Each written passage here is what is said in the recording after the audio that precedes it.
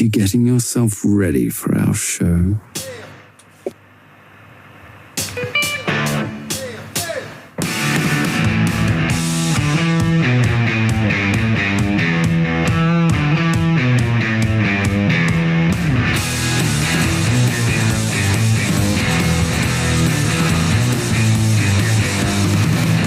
Alrighty, guys. Bobby Roast Beef, Jigs and Bigs. Another Tuesday, another amazing episode. I got Who the Fuck is Joe Brown and Shawn the Fisherman with us.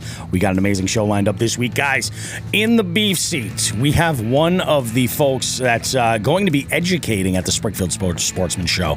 This is for a seminar all about fly fishing. We've got Matt Tempesta from Temco Fly Fishing. He's in the beef seat. We're going to talk all kinds of stuff. We're going to talk a lot of current. We're going to have some really good conversation that I think you're really going to want to enjoy. This week, we have information for you about the 2024 Scavenger Hunt Series. You know, it's only a couple of short months before we're going to be trying to track down every single species all around the area, and you can get in on it right now. We got details coming up there. And just the tip this week, it is Expo season. We figure we're going to give you guys a little bit of insight as to like the best ways to be prepared, what to kind of expect. Have you ever done an Expo before?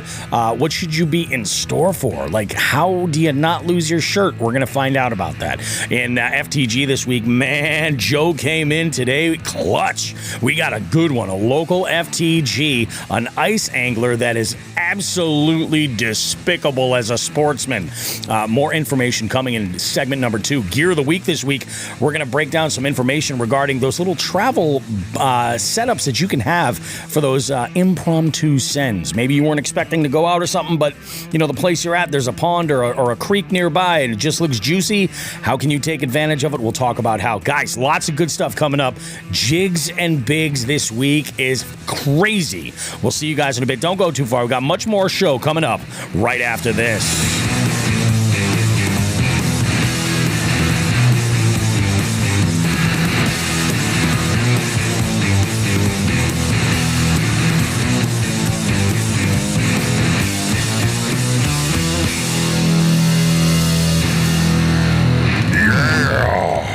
Tell you what.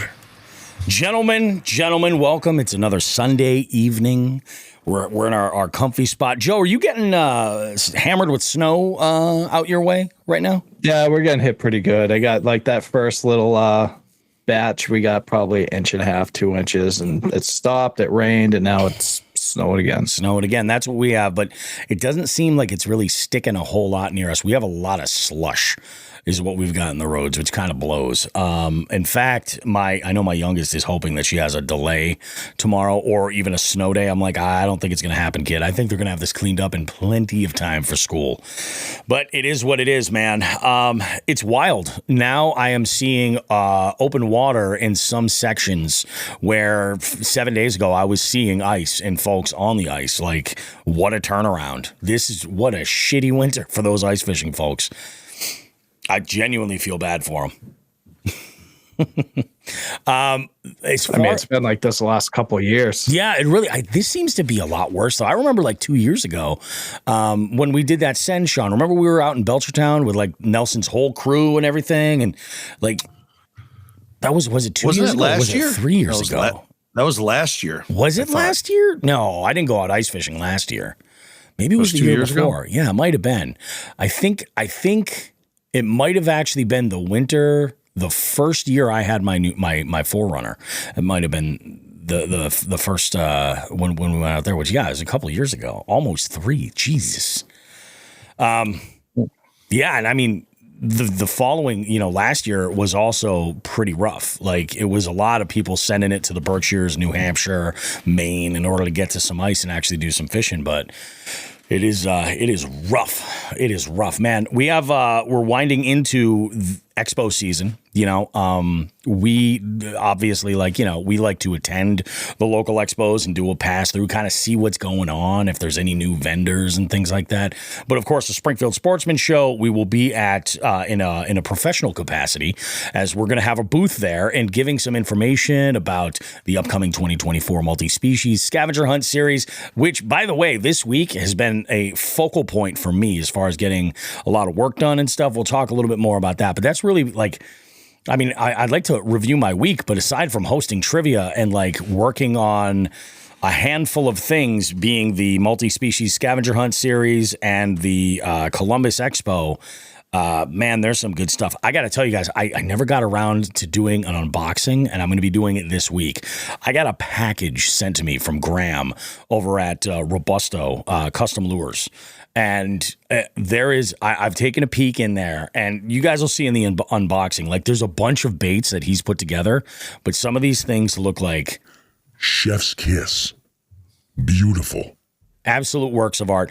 There's some swag in there as well. I'm going to show it all off. So there's some stuff where we're actually going to be able to take a handful of different items and give away multiples. So we've got that stuff. We've got the Heat Your Meat stuff. We've got a quarterly box this next live event from Dark Horse Tackle. And actually, after we're done recording this, I'm going to be jumping on TikTok to do a live with those dudes. So who knows what the hell's going to happen? Like today, this is a busy ass Sunday. It's crazy.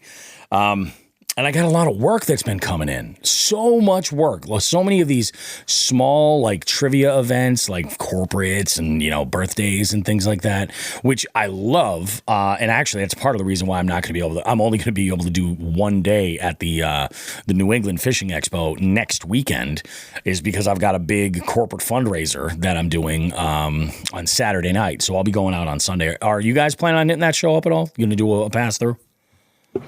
I will be at some point, mostly just to say hello to some people. Do you have a date, like a day that you think you're going?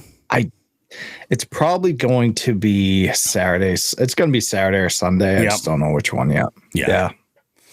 I thought about doing early too on Friday, but yeah, I'll be at work Friday, unfortunately. What about you, Shawn? What are you thinking? No, I've only been to that show once. That was last year, the year before with Three Bells. And it's not a show I've regularly gone to. Yeah. Honestly, until we started getting involved with the Springfield Sportsman show. Yep. I never went to that growing up. Oh, really? That was when we started having a booth a couple of years ago. Was it 2-3 years ago? That was the first time I'd ever been to it. Our first booth. Yeah, we did a live show 2 years ago. That was some good stuff. I'm surprised it's been around forever, but I guess like that's the thing. Like these shows change up all the time. I would recommend, if you've never ever been to one, like whatever it is, whatever's local in your area, go and poke around. You know what I mean? See what's up, because they do change up. Like this year there's been a venue change for the New England show. It's no longer in Boxborough, it's in Marlborough. And one of my favorite radio stations, every time they would say the word Marlborough, there was a woman's voice she would say, in Marlborough. And for those of you listening that are locals and 107.3 WAF, you're my people. Those are the good days. That Worcester show was the one I always went to that's now defunct. Yes. I mean, the last time I went to that, my kids were born, so it's within a relatively recent amount of time. But growing up, I always went to that because it was a fishing show. Whereas exclusively fishing, the Springfield one was hunting, fishing, and I believe even camping growing up. Yeah. And it just didn't appeal to me, even though it was a town away. Yeah. I would always go to the Worcester one exclusive. Yep, exclusive fishing. Yeah, which makes sense. I mean, I totally get that. I'm looking forward to it. I have been planning things a little bit differently this year. I am not going with like a list of like, hey, this is what I'm looking to pick up while I'm there, and that might come into play more of this discussion in just the tip. I'm more or less just kind of perusing and talking to some folks, and it should be pretty good. I got a bunch of people I'm supposed to meet up with. It should be pretty good. I guess Delirious is going to be up there, I think, on Saturday. And a few other folks. A lot of people asked us if we were doing the Connecticut show. And I'm like, it just doesn't make sense. We are not as a podcast, but I may be down there helping out eBay. Yeah. Nice. Yep. Very nice. Yep. Speaking of eBay, I had a conversation with Chris earlier this week. They are actually, where are they? Are they in Syracuse? I think they're in Syracuse doing an expo over this past weekend, and it's kicked off. Like it's in full swing for a lot of those partners, like especially the small bait companies, like they are busy. They are super busy. I just saw a bunch of video. Dust Off was at the East Tennessee show, which looked pretty awesome. I saw some booths over there from some really, really good bait companies, and I was like, oh shit, I'd like to see the beef crawl in person. You know what I mean? But yeah, it's this is the time of year, you know, I mean, for everybody, it seems. I did this week do a little bit of fishy shit. I went out on Tuesday. I brought my daughter to school, and I had a bunch of errands that I had to run. So I was like, all right, cool, I'll go ahead and get this stuff done. And I was recording some content actually for a little press kit that I've been putting together to promote the 2024 multi-species scavenger hunt. I've reached out to a lot of different folks, and some have been unbelievably supportive. And I told, you know, if I couldn't make their live stream, because I work evenings, you know, and I'm doing this stuff and I can't make their live streams when they're normally doing them. I said, look, if I send you something pre-recorded, could you just play it? You know, and do something like that, like a little press kit. And they're like, absolutely. So I put this video together, and while I was out, I actually got the clips organized so quickly. I was like, all right, cool, let's fish a little bit. So I had thrown on my BFS rig one of the Bronco blades with one of the workhorse jigs from Mule Fishing. One of their small, the donkey tail plastics, like their plastics are crazy. They're like super, super stretchy and durable. And I found a bridge that went over this one small river. And with all the rain and stuff, I was like, I don't know about this. This current's going to be insane. There's going to be so much extra water. Water levels are going to be crazy high. It actually worked out this one spot. Didn't seem like it was that bad. And we didn't have a whole lot for ice along the edges. So I said, screw it, I'm going to go for it. So I'm flipping this little Bronco blade in there, and I'm just making some casts under the bridge. And I mean, I'm telling you, I love this combo. I really, really feel like this was a missing link in that spectrum of rods and reels. So I'm doing my thing, and I got bit. I saw the flash from the rainbow trout right under the bridge, like just as the shadow from the bridge, like a little sunlight was just shining under. And I got bit, and I couldn't get him. I didn't have the time to invest to be able to keep working it. But it was like, I think I described it by saying in the Hooks at Hoodlums Pro Staff chat, I said, that one little strike was enough to keep the coals hot until we get to spring. So I will take what I can take. You know what I mean? I'm not complaining. So that was pretty cool. And then I think it was the next morning, I had shared a reel. It was like an unboxing with these Kitech, super like micro jigs, these little tungsten micro jigs. And I decided I was going to make an order, and I did, and they came in. And Saturday, I had some errands to run. It's the same thing. I had a little bit of time, and I found this small creek. And this, I think, is like, I think I've discovered the weight that's the perfect sort of like just heavy enough to be able to flip these little jigs with ease and get them to carry, but light enough so that they're not too much for the rod. They're not blowing it out. And the size is 3/32 ounce. 3/32 ounce. Tiny. Oh, nimbly bimbly. Yeah, super tiny with a 2-inch easy shiner as the trailer. Like, it's just fucking sexy. I have no other words. And yeah, I'm freaking stoked, man. I'm excited to get out there this spring and make it happen. So yeah, I bought a bunch of those jigs.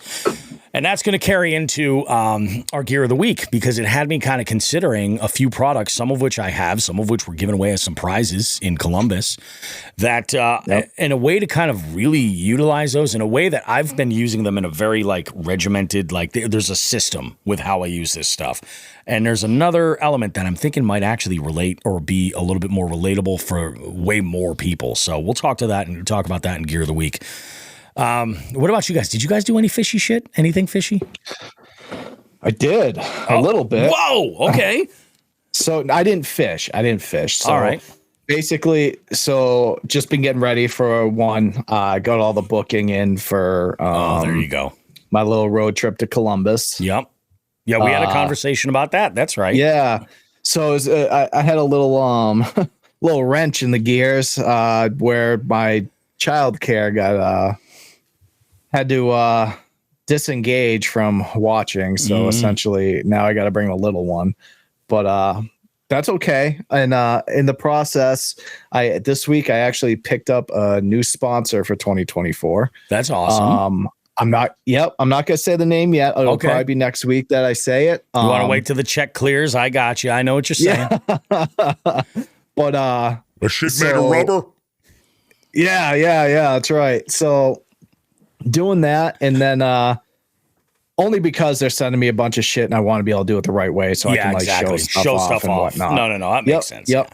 Yeah. So in that process, I made the decision to where I'm going to leave a couple days early for Columbus, and we're actually going to stop down in Harrisburg, Pennsylvania for 2 days to the was it the Great American Outdoor Show? It's the biggest one in the country. So I'm going to be down there for 2 days. So if there's anyone down there, hit me up. I'll say hello. So going to be down there, and then from there we're going to head over to Columbus. But yeah, I just kind of was doing that. I've been messing with baits and stuff, just some organizational shit. And then I was doing some car shopping. Wife and I went car shopping for her. So we're doing that as well. So hold on. Yeah. I love car shopping. What's she looking at? So we're right now, it's probably going to be the Audi Q7. Oh, okay. Yeah, so that's what she's looking at. Yeah, she wants to treat herself. You know what I mean? Fair enough. You know what? I did, so now she wants. She deserves it. Yeah, absolutely. That's right. Yeah, fucking A, man. Yep. Is she going to take up fly fishing with that? Yeah. yeah. Let's hope. Going to hell. Sorry, Matt. Our guest later. Sorry about that. I told her, I was like, Meg, we don't fit the mold of this thing. I was like, it's great. I was like, but we don't look like Audi people. Yeah. But yeah, whatever. So we'll do that. And maybe, obviously we're still working on that. That probably won't happen till after Columbus. But yeah, that's about it. Just gearing up for that, getting ready, and fucking dealing with the snow, I love that. Man. That's awesome. I mean, it's good to check the boxes on the calendar to get things all lined up for, tournaments, and like obviously with that, getting the sponsors lined up and everything. That's awesome. I assume you're gonna have to do some maintenance on the boat as far as like where those decals are gonna go, because like, oh yeah, what I mean? Yeah, for sure. No, that's awesome, dude. That's freaking awesome. Yeah. I am freaking jacked for this 2024 season. I am so beyond excited for there to be open water. Like, I'm ready. Yeah, I'm ready. Yeah, I'm done. Like, I'm ready. If we had open ice tomorrow, or open ice, if we had open water tomorrow, I might slip the kayak right in. Yeah, I mean, well, exactly. Why not? Might just slip it in slow and then return it back. I've been in tournaments where the beginning of the season to where you go out and it's super cold and you start, finding sheet ice and you're throwing small jigs out and they just kind of bink, bink, bink on the top. You're like, shit. You're like, this is not good. So luckily I had an aluminum boat then. Oh, hell yeah, man.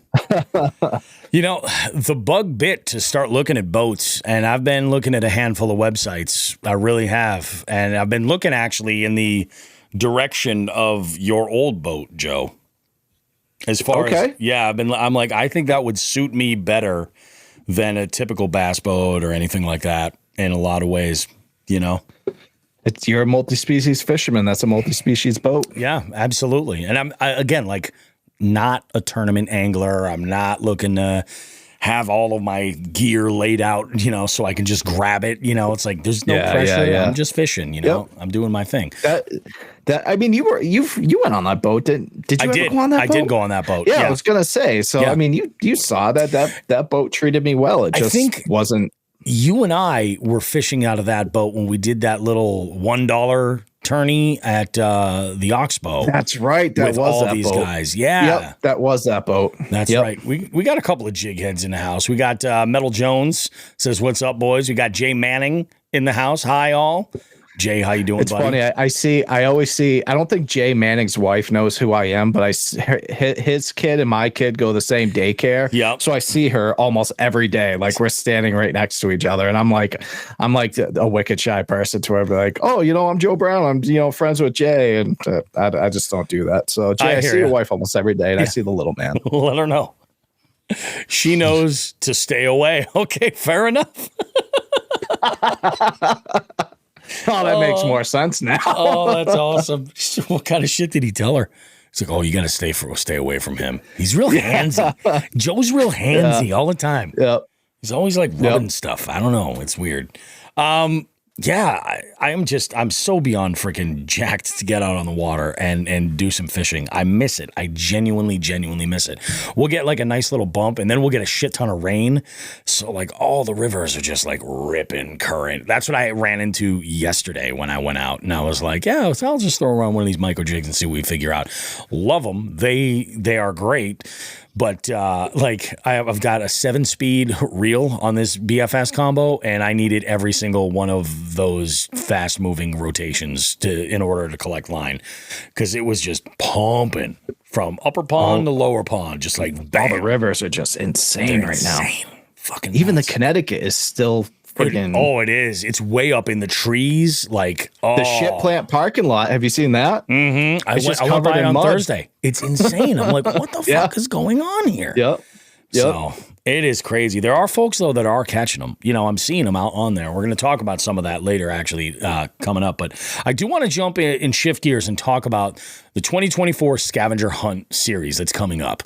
I said earlier this year that a big part of my oh, there's Mike. No, I'm still banned. I don't think you're still banned, man. I got your comment via email through Patreon. I don't think so. I don't know. And I don't have a way to undo it, Mike. I'm sorry. Wish I could. But that's Binya for those that don't know. So anyway, I've been talking about how I want to make this like one of the biggest years yet. And I feel real strong going into 2024's season that Shawn really set us up for success with the September and October. I think that this is the best platform we've had yet. And I want to talk about, there is something that I want to mention because like I've been, talking to folks and I'm like, I'm trying to riff on the whole gotta catch them all, like a la Pokemon as much as possible, just to be cute and funny and all that shit. But we got a DM from a follower over on Instagram earlier. And he wrote into us and he said, hey guys, quick question for you. Replying to your gotta catch them all thing, why are you limiting sizes and excluding thousands of fish species? Your sunfish, for example, doesn't include, based off size alone, approximately 5 or 6 sunfish species: bantam sunfish, blue spotted sunfish, orange spotted sunfish, northern red ears, dollar sunfish, just for example. He says, I get it that you don't want people microfishing and catching obscure species only identifiable by counting scales and fin rays, but why? Why do you not challenge your listeners to become better anglers and diversify the species that they catch? Maybe I'm wrong, but unless you get somebody who's really into specific bass, Cahaba, Altahama, Warrior, Coosa, Suwannee, Florida, et cetera, or who travel a lot, you're going to have a lot of jam competition. And I basically followed up by saying, like, look, here's the thing. You're going to find as this moves on and develops and settles into its more permanent sort of place, you're going to find that there will be some additional species needed, or I should say added, as time goes on. But we've found that right now, this is the best starting ground for the lower 48. And that's what's allowed to compete, the lower 48. Is it perfect? And that's what I said to him. Is it perfect? Definitely not. It is, however, a much better platform than what we initially started with almost 4 years ago. That was when we were doing the Chronic Trips platform exclusively, and then we kind of grew into our own, eliminating the saltwater species, but the judging was very similar. And there were issues, that kind of like you learn and you grow doing these things. And that's exactly what happened. And to be completely upfront about this, I credit Shawn with the vast majority of this stuff. stuff. We had many, many conversations, but it was really a lot of this is his know-how and his sort of foretelling of like potential problems that may come up. And then, of course, there was the educational element of it where we would do, 3 or 4 months of it and see a trend. And, hindsight being 2020, you can go back and make adjustments to work it all out. I did tell him, I go, now that we've got, right now there are some like catch-all type categories like largemouth and spot, like we're not, you catch a spot, you catch one of those Alabama spots, great. But if there's other species of spots you're able to lay into, whatever, Florida strain, northern strain, like largemouth, it's all largemouth. Because you're talking about minute differences between those species. They're so closely related that there's not a whole lot. And it makes it tricky to tell the difference. And while it would be great to, utilize this as a way to educate everybody on other species, we're not there yet. Because there's species that people will show me, and I'm going to have to go and do a lot of research to figure out what it is that I'm looking at, and that's not effective or efficient for what we're trying to do here. I go as far as, those catch with largemouth spot, carp is like that. And of course, sunfish. And sunfish is there's a little asterisk there because sunfish have a lower minimum than anything else. They're the only species that has that lower minimum. And that is like a catch-all because we don't want to have to spend our time going like, is that a warmouth or is that a this? It's better to just give the point because it falls in that sunfish subgroup. Yeah, and then you're going to get into picture taking where somebody's going to submit a fish as a 4-fingered sizzle dick, and the picture's taken wrong where we can't see their 4 fingers, and then we have to deny it, and then there's a fight. That's true. I mean, when all this started, we have to really look back at where the origin this was with chronic trips originally. Yeah, and then we ran chronic trips and jigs and bigs simultaneously. And then last year, chronic trips went by the wayside, and we went exclusive with this. And the whole bottom line for this entire multi-species tournament is to get people on the water of every different experience level. So to say is to somebody who lives in Nebraska, hey, that's great. You're just getting out on the water. You're screwed unless you catch the 4-fingered sizzle dick. Yeah, the sizzle dick. What good does that do? And then we also found, like you had just mentioned, Bobby, that we put species up there. We blasted the number of species. We blasted them. There was one tournament, I think we had 40 or 50 species, and we kept it up for a couple months. Yep. And nobody was turning anything in. Walleye weren't even getting turned in. Yeah. Yeah. You know what I mean? I had to take walleye off the species list for some time, and then people started catching them, and after they got the gist of this tournament. But I think what's been up there since October has been phenomenal. I think so too. Unfortunately, those of you guys that were in last October got a sneak preview of this year's tournament. Fishing Chaos jumped the gun just a hair. I asked for April to be taken care of in a certain way, and it was October, but that's fine. You gotta jump on it. This is going with a nice little preview with the no lunkers, and the tiebreaker will be simply size. Mm-hmm. And one other thing selfishly that we have to mention is you get some guys that are fishing out there and they take this tournament pretty seriously, and we're happy for that. Oh yeah, absolutely. But they turn in fucking everything, and that takes time for us to judge. And while we love doing it, we love seeing the fish. I mean, we all do have lives. Oh yeah, and absolutely. It's it is time consuming. So keep it KISS for us, KISS for you guys, and we keep it as fair as possible. So it's all good. Yeah, there's a lot of folks that are, they ask questions about, oh, what about this species? I remember last year we had a conversation with somebody in the South Florida area that was just like, well, what about, these cichlids or these, peacock bass or these other random species? And the best way I could explain it for him specifically to understand, I was like, do you watch Star Trek? Because Spock gave some really, really, really, really great advice on one of these episodes. Actually, I think a number of times. It was that the needs of many outweigh the needs of a few.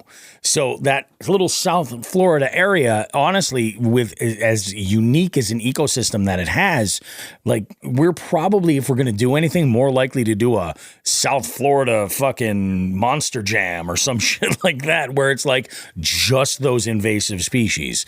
And you might see that happen because I want to actually see this tournament series grow.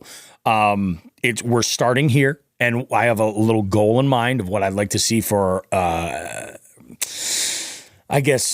for what I'd like to see for a turnout as far as folks, entering and being in there. If we can maintain a certain level of numbers, I have a plan moving forward. I definitely, and some folks have reached out asking, they're like, oh, what about doing the other midnight or the Midsummer Mayhem? Are you going to do that again? And I'm like, yeah, actually this year I would love to be able to squeeze in 2 if I'm able to set them up and get there. The first one being the priority, and then the second one later in the fall, perhaps. We'll figure it out, and we'll put something great together. But really, that's what it all gets down to is like right now, this is a good platform in the moment. That's a great starting place for the vast majority of anglers. We got to look at the whole body of the lower 48 for the U.S. and not just these little independent little pockets. Like I was amazed when we had one of our listeners reach out and say, I'm over here in Flagstaff, Arizona. We have 20 of your 23 species here. And I'm like, you're a fucking contender, man. You can go ahead and do this shit. All you need is the majority or the ability to access them. So you maybe have to, drive into another state or something. And that's part of what this is about, is to inspire fishing for different species, inspire travel, inspire like pushing yourself a little bit more to try new techniques. Like, hey, maybe you've never fished for catfish before, but you're like, I got this free evening open and a bunch of like old chicken. Let's go. Like, let's do it. Whether that old chicken is for you or for the bait, it's, it is what it is. But I think it's going to be a whole lot of fun. And then I wanted to mention that I did point out the size difference. I was like, as for limiting size, I said a minimum is just standard. It's the way it is. But what we have eliminated is points for any lunkers, simply because we found a pattern where too many people that were winning were basically winning because they were getting those extra points for lunkers in a category and not having the most species of fish.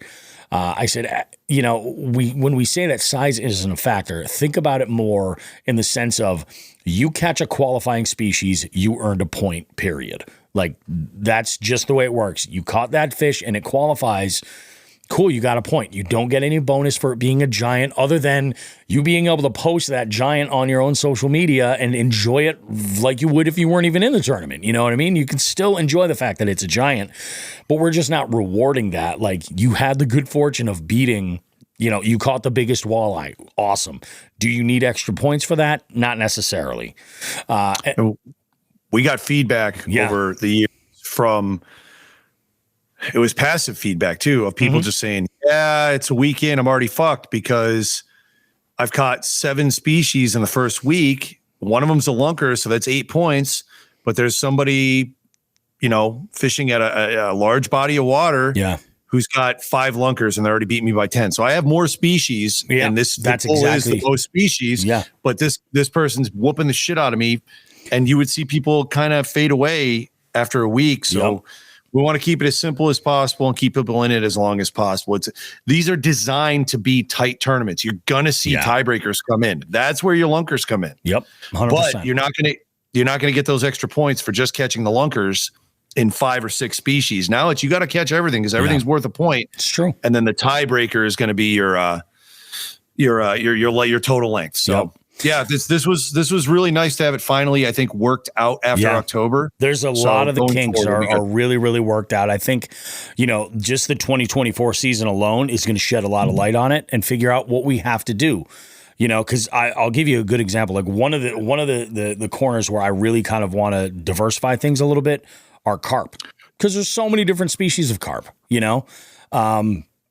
And they're actually pretty easy to tell the difference of, it's like a ghost or a mirror looks very different than a common carp, And, I think that that might make things kind of interesting. We'll see also based on, there were some tools that I never knew existed, like the maps on Fishing Chaos that will show on almost like it looks almost like a thermal scale where the action is. So where you have the most fish getting turned in different pockets of the country, you can see it. And I was surprised to see some of these areas that were showing up. Like obviously the Northeast was just like a beacon, like bing. But we also had like a lot of participation like just south of the Great Lakes.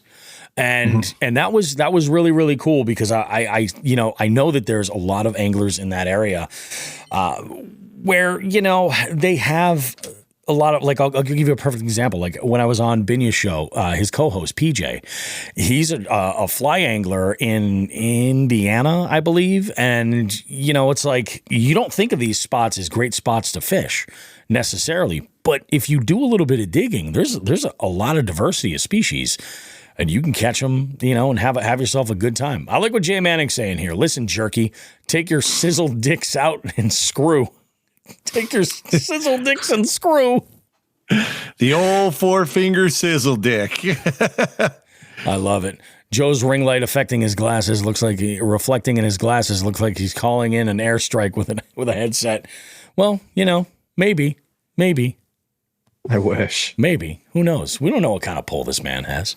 So, yeah, I'm looking forward to it. The registration is live. You guys can go and register for it now. And that was one of the biggest changes where I was just like, I started to promote and I was like, yeah, mid-March, you guys can do this. And I'm like, they're going to forget. Guy, just know. I am one of you. I would forget.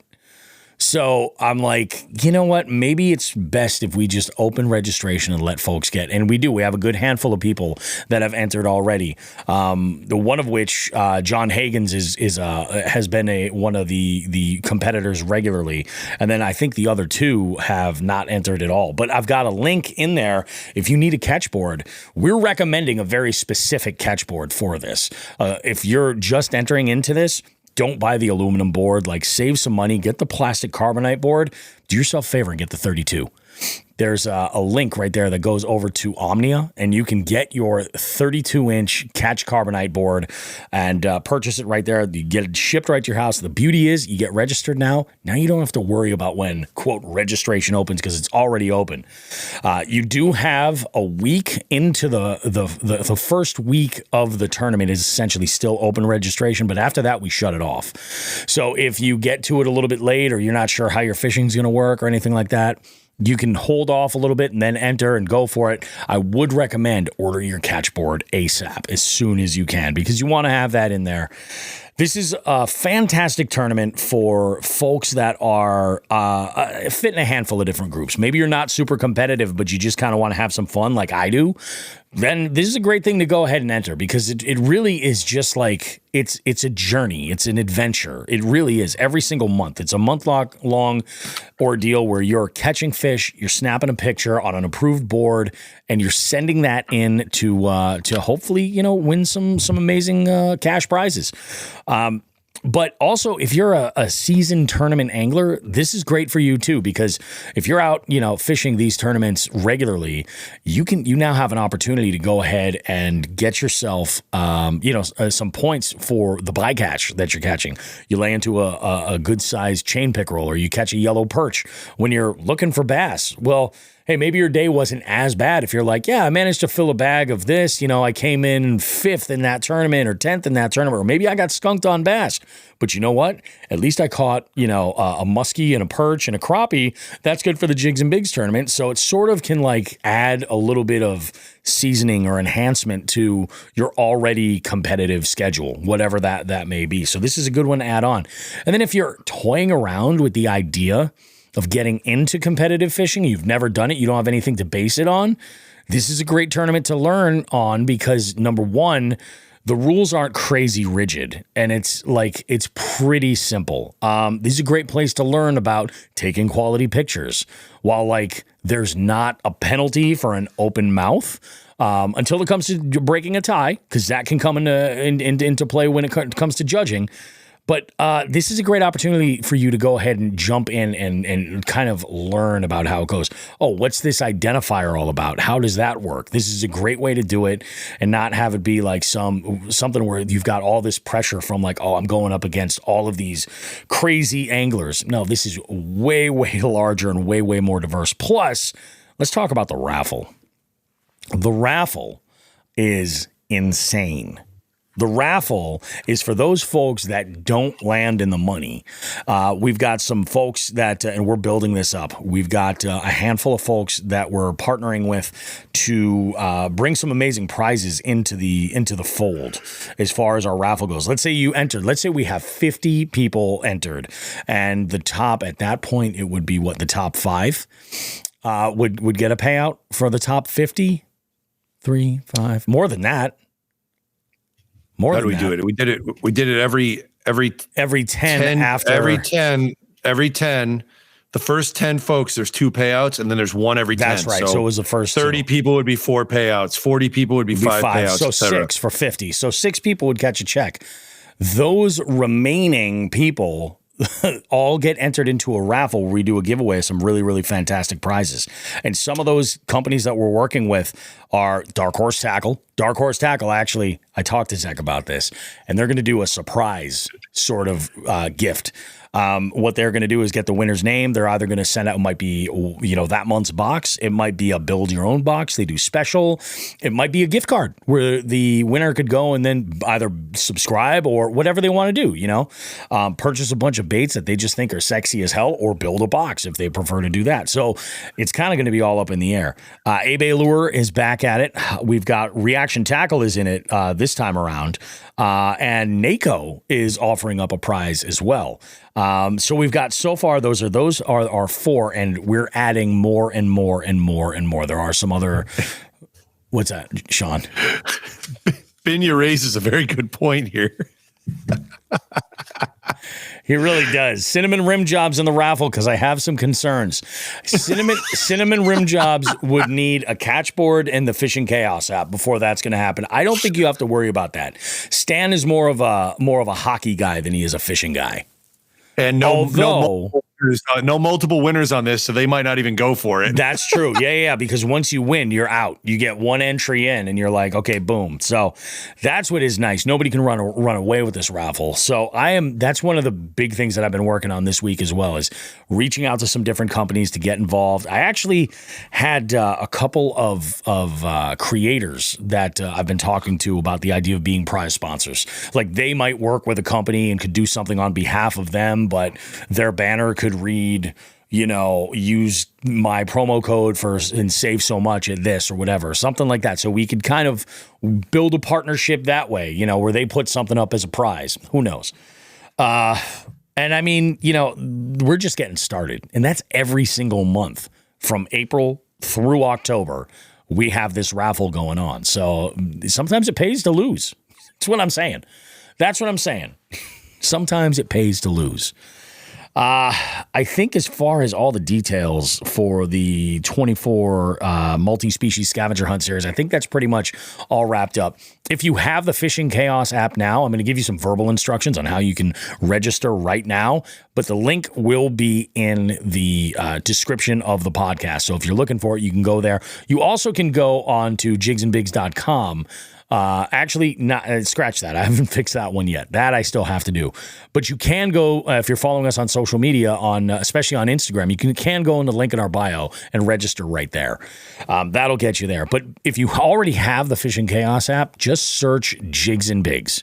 You'll see our club pop up, look at tournaments, and you'll see the April date right there. And it is open registration. Go ahead and enter. It's going to be freaking awesome. It's going to be great. I'm looking forward to it. We're going to have a blast. We're going to have a good time. I just want to get on the damn kayak. I miss this shit. Party time. One other thing I had done this week that kind of relates to the situation we had spoke about last week on the show, where I said I had to change up a dispensary. Theory's the move. I'm convinced. I went to Theory. And I did a little bit of shopping, and I really, really like their products. So I think I'm making the move. Really, really happy. There's a strain I picked out, Shawn. I picked out two disposable vapes. One of them I love. It's a sativa. It's Jack Herrera. It's fantastic. It's a good chatty one. I'm on it right now. The other one, and this one leans a little bit more toward jigglers.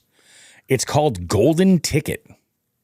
Golden ticket. Golden ticket. And when I got home Friday night and I started enjoying this puppy, I just found myself singing, I've got a golden ticket. I've got a golden ticket. I felt like Grandpa Joe. You know, when he jumps out of bed and he's dancing around and he's like, all right, you little fuck, let's go. You know? 10 at a time for a dime. That's what you were saying. 10 at a time for a dime. I'm going to hell. I love it. I love it. I think that about wraps up this segment, man. Do you guys have anything you want to add in before we move on to segment number 2? Nope. That's it. Nada. Nice Rock and easy. roll. I love it. I love it. I do want to throw this out. He says, Binia says, okay, I have some buddies that want to play Pokemon with guns, so I'll catch the rest of the show on Spotify, and I'll see you at the New England show if you stop by. I'll definitely stop by, man. Want to play Pokemon with guns? He's talking about Pal World. Oh, Are you aware of Pal World? I am not at all. Okay, so it appears to be exactly as he described it. Pokemon with guns, but you can do all sorts of things beyond what you would do with a Pokemon. You know, Pokemon, you get in a ball and you make them fight. So you can do that with them too. With a Pokemon, huh? But you can also run around this world apparently and let them eat each other. You can eat them. You can put them in a factory, having them do slave labor. It is fucked up. Is and then Uncle they have Frank a Pokemon? He's a pal. What the hell is that called? It's called Pal World. It's kind of been making the news the past month or so. Okay. I'm so out of touch. You can literally grab a Pokemon. You grab Pikachu and be like, Pikachu, I choose you, but not to fight, to make Nike gear in a sweatshop down the road that you've just built a factory for. It is that fucked up. I'm not kidding. You can do all sorts of shit with them. Okay. They have AK-47s. Like, it's nuts. Look up some Pal World stuff. There's all sorts of weird shit going on. Okay, so this sounds like we might have to bust out the golden ticket and try this out for ourselves. You got to do what you got to do, brother. I think it's a... Hold on. Early access through Windows, Xbox One, and Xbox. Yeah, Windows, Xbox. So it's an Xbox game. Oh, it's you an guys have Xbox. Yes, we do. Boo. Yes, we do. We got an Xbox. There you go. What, 5? Get some Pal World. All right. Cheryl Bentley's in here with us. Cheryl, how you doing? Let's go ahead. We're going to wrap this sucker up, guys. We're going to come back around. We have a full boat for segment 2. We got Just the Tip. We got a wicked good FTG. And we have a great Gear of the Week this week that I think is going to be really, really fantastic. And in our third segment, we got Matt Tempesta from Temco Fishing joining us. You don't want to miss it, guys. We're going to be talking fly fishing. We're going to be talking guided trips. We're going to be talking learning. Like, this is really, really good. And despite all the things that were said at the 200th episode about fly fishermen, we love anglers of all stripes, you know, and it's all just for comedic value. I think the fly fishing community can take it. They got thick skin. They got those nice waders on that cost like $8,000 and shit. You know what I mean? Your boy's in the market, by the way. Listen to this interview. You'll find out. We have a really, really good conversation. Don't go too far, guys. We'll see you in just a couple of minutes.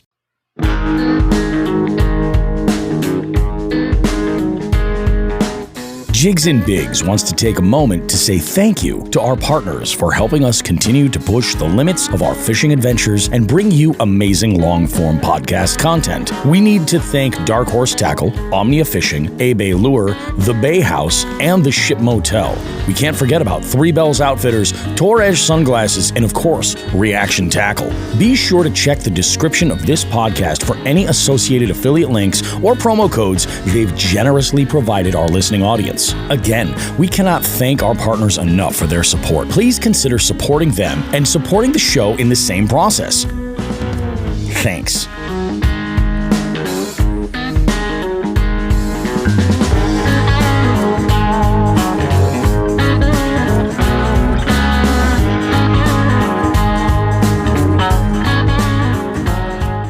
Hey, you. Yeah, you. The one with the impeccable taste in fishing podcasts. Bobby Roast Beef here with a little call to action for all Jigs and Bigs listeners. We're opening up our hotline to you. Now you can call us to sound off about almost anything at 413-324-8519. Want to submit someone for our FTG segment? Call us at 413-324-8519. Care to maybe suggest a topic for Just the Tip or Bait of the Week? Call us at 413-324-8519. Maybe you just want to give us or anyone else a little shout out on the show, or you want to suggest a guest for the beef seat. You guessed it. Call us at 413-324-8519. The Jigs and Bigs hotline is there for you to leave a message with us 24/7. Just call 413-324-8519. Also, you can check that number in the notes of this podcast.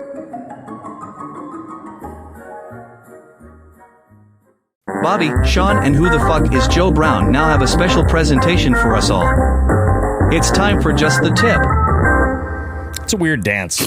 It's a weird dance to do to Just the Tip. Guys, this week I was like, oh, what can we talk about? Can we talk about, dealing with shitty weather and trying to find, open water and trying to get at least a bite to keep the coals going till spring? No, because we're going to talk about that in segment 1 when I relive my week, and hopefully you guys can pick that up there. No, it is Expo season. Like we said at the beginning of the show, that's what this time of the year is for a vast amount of the country. If you want to make a connection with the folks in a specific area that fish and they are hardcore and truly passionate about fishing, this is where you want to go. Like, if you want to make fishing buddies and shit, this is where you want to go. Also, this is a great way to check out, like, what the buzz is as far as bait makers and guide services and things like that. You can get some, you can put together something good for the next handful of months or year and get into some really, really cool baits. So what I figured I would do is kind of lay down a couple of tips. And there are two for the most part that I think are really, really major. Number one is, and you have to check the policies about where you're going, bring a bag. Bring a bag, because not all the booths are going to have plastic bags or paper bags or anything like that they do. In fact, in some areas where you are, they might not be able to give you a bag at all. So if you have like a backpack or something or whatever that you can bring in and carry your stuff, it is a pain in the ass to carry all of this stuff with nothing around you. So plan ahead, look into it and find out, like, is there any kind of a policy where it says like no handbags, no anything, whatever. Look into this, and that's the tip, is to look into it and see if you can bring a bag. It might be a little like shopping bag, like this guy is stuck over here, but I have a shopping bag over here. I'm sure you guys can hear it. Roll one of those up and tie it in a little knot and throw it in your pocket. And then you've got it, if nothing else. We may have moved around plant particulate at a certain, time in our lives in a such matter. You know what I mean? So, if you're going to go to a show, take it from Bobby Roast Beef. Roll one up and put it in your pocket. Roll one up, wrap it up in a bag, and put it in your pocket. There you go. Tie a little knot. You don't want to tie a knot in it. Yeah, I didn't even realize it was going in that direction, but you know what I mean? But here we are, and I'm owning it. But no, it's a good idea. If you're planning on making any purchases or anything, by having a bag to put your shit in makes your life that much easier to carry it around. And if the venue is okay with you bringing in a backpack, and I've been to a number of expos, I haven't had an issue bringing one in. In fact, lots of times I'm bringing in like my GoPro camera and some podcast recording gear and shit like that so I can create content while I'm there. They generally have no issues with that. They might search it, and that's up to them. Like that you might incur that if nothing else, but just be aware. But a bag is so helpful. I mean, shit, if you're going to an expo, You might want to bring a bag of something else too, just to kick back, relax. Roll it up, put it in your pocket. Burn a doob. I don't know. I'm not trying to give you any sort of advice in that direction. The other thing is this. While a lot of these vendors that are set up to be able to process electronic payments, credit cards, Venmo, WhatsApp, whatever, money laundering system they're using. There are folks that are getting better. If the internet goes out in that facility, you're screwed. Like, they might not be able to process the sales. So it's not a bad idea to have some cash on hand. it's not a bad idea to have some cash on hand if you're planning on making some kind of a purchase. And when I say having cash on hand, I'm not talking about bringing a bunch of hundreds. Make sure you have some small bills, because not everybody is going to have change, because maybe they're planning on more electronic, transactions being made. It's just a good idea to not leave yourself screwed if that's the situation. Sometimes you'll see some of these, bait makers or some of these companies or brands, and you want to pick something up, but maybe they just ran out, or they're not in your local tackle shop. Maybe they're not even. Maybe this is the way they do the majority of their sales, which I think would be crazy that they don't have a website or some way to make sales online. But you run into that sometimes. Oh, this is a really great product. I haven't seen you since last year. I got to buy all of these, whatever the product might be. Now while they're here, because I can't find them anywhere else. Well, this is one of those times where it's like, yeah, you want to make sure, have some cash, and make sure that you have some cash that's in small bills, so you're able to, make a purchase should there be an issue with their electronic transition or transaction or something along those lines. Those are the two big ones that I've got for you. I think you'll make your life a lot easier. You'll make the vendor's life a lot easier as well. What about you guys? You have anything that you want to throw in, maybe, that doesn't involve, hiding a bag and bringing it in with you? I got a good one. Yeah. Yep. I know if you, a lot of people have a lot of things going on during the weekends. Oh, yeah. If you have the ability to, and you want to really catch everything, and you might even want, to get a little more attention from the vendors while you're there, try going on a Friday if you can. Yeah, going on a Friday is good.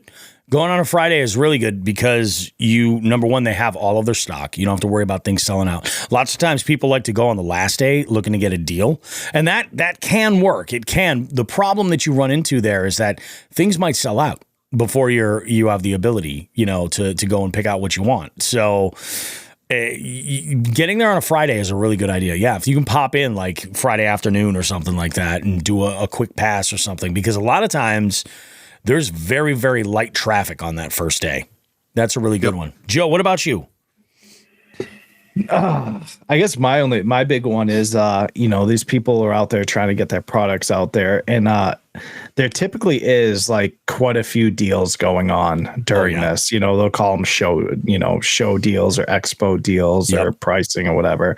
So on top of finally getting your hands on something you may have only seen online, you kind of want to, see it in person before you have that opportunity. Yep. This is where, I know there's broad companies out there where you buy two, get one free, or buy one, get two free. I've seen, shit like that. Yep. So it's a good way to get your eyes on some of the smaller bait companies that, like you said, you don't see in the bait shops, you can get your hands on, but, as well as just, getting deals you might not see any other places or at any other time. This is a really good one in here, and it goes into actually what I was going to suggest here. Zach chimes in. He goes, make a full lap before you blow your load. Especially if you're able to go early and that like the stock is there. It's a good idea to window shop, get an idea of what you're doing. What I was going to suggest is this. Like previously, I would go in to an expo with almost like an itinerary of like, this is what I'm looking for. And I'll give you an example. Like something I'm always buying at the beginning of the season is I'm just trying to rack up as many different like soft plastic paddle tail swim baits. From really now I'm going as small as about 2 inches to as long as like 5 inches. 5 inches about where I top out with most of those. And I haven't been to an expo where I've like rolled up and I've been like, oh, look at all the Kitech set up here. You know what I mean? Like it's not necessarily like that. So what I do is I try to think a little outside of the box. Keep in mind what my needs are as I'm going into the season, and then kind of but keep a little bit of an open mind. But with that said, don't go crazy on one specific bait. Like get into it, try it, get their information so you can get more if it's a good thing, but if you're like, wow, that's a really, really good looking, I'm using soft plastic swim baits as an example, because I fall into this trap every single year. And I'm like, oh, you have them in perch? I buy them all. And I think I just buy them all to support the business more than anything else. And with this one specific instance I'm thinking of, like I rigged one, it's in my day box, and the rest of them that I bought, I think I bought 7, they were in the bag that went missing. So I'm like, it's one of those things where it's one thing to like, it's okay to try things, don't worry about like, oh yeah, I got to buy a half dozen of these because you don't even know how it fishes. Or how you're going to, quote, fish it. So I would say, keep an open mind from your list of what it is that you're looking for, and think, but don't lose your shirt trying something. Sample it, maybe have a backup, and you'll probably be okay. Something like that. Zach chimes in again. He goes, also look for Slick Booths offering an after party with live recordings of great podcasts. Dude. If that's not the most brilliant thing I've ever heard, I don't know what it is. This is brilliant. Yeah. Another thing, Bobby, is how often do you go there and you get made you see companies you'd never even seen before, heard of that are before, that brand new, or just like, kind of been under the radar that you get to put your eyes on finally. Yeah, it's very true. It is. It's very, very true. Last tip before we go to FTG, and it is so juicy. It is so fucking good, and we got to thank Joe for this one. Last tip right here. If you are going to an expo, let's say you're going like middle of the country. Let's say you're going to Columbus, right? If you're going to an expo there and you happen to stumble on an amazing tackle company, right, that does just so happen to have like a live recording studio set up right there, it is okay to hit up that podcast host for whatever small number of stickers he might have in trade for little bags. It is okay to do that. I'm not hearing anything from Zach, so I'm going to assume he's giving me the thumbs up on that. It should be pretty good. With all that said, God, this got me fired up. And I know it got you guys fired up. And I know actually this hit a very, very, very special spot for Shawn the Fisherman. Buckle up, folks. Get ready to have a talk. Fuck that guy. Fuck that guy. Fuck that guy. Yep, everybody's going to be saying that as we get a little bit further down the line. So I had an FTG lined up. Let's pull back the beef curtain here and expose a little bit of the how the sausage gets made. What happens is Jigs and Bigs is essentially created using Apple Notebook. So Apple Notes. We have an outline going, and we have a dialogue where we kind of build and have conversations about, hey, this is where the show is going. This is what we have. Do you have anything to contribute here? And I had something in for FTG, which I wanted to talk about, but it was a situation in California. The situation has kind of been rectified. If it pops up again, we're definitely going to be talking about it because we missed the boat the first time along with a bunch of the 200 stuff. So we'll get to that later. But Joe was like, dude, I got a freaking doozy for you. And thank God he took a screenshot from this. So he sent over a post that was just this afternoon in a Facebook group called Ice Fishing Massachusetts. And a guy named Daryl Udis had made a post, and he says, epic day. And he spelled epic wrong. He goes, looking to rehome some pickerel free to a good home. Now, it doesn't look like he says anything about being out there with multiple people in the post. I can't see the comments. I don't know if he said something in there or anything. There might have been something. I believe there was something in the comments, but that could have been just him backtracking and being like, uh-oh. Yeah, that could have been it. So I counted 19 or 20 of these pickerel on the ice, and that's what the image is. It's 19 or 20 of these pickerel, ranging different sizes, and they're all just lined up, one on top of the other. Boom, boom, boom, boom, boom. So you can see them. So I counted 19 or 20, which is essentially 4 times the legal daily creel limit for Massachusetts. It's 4 times. So number one, this is poaching.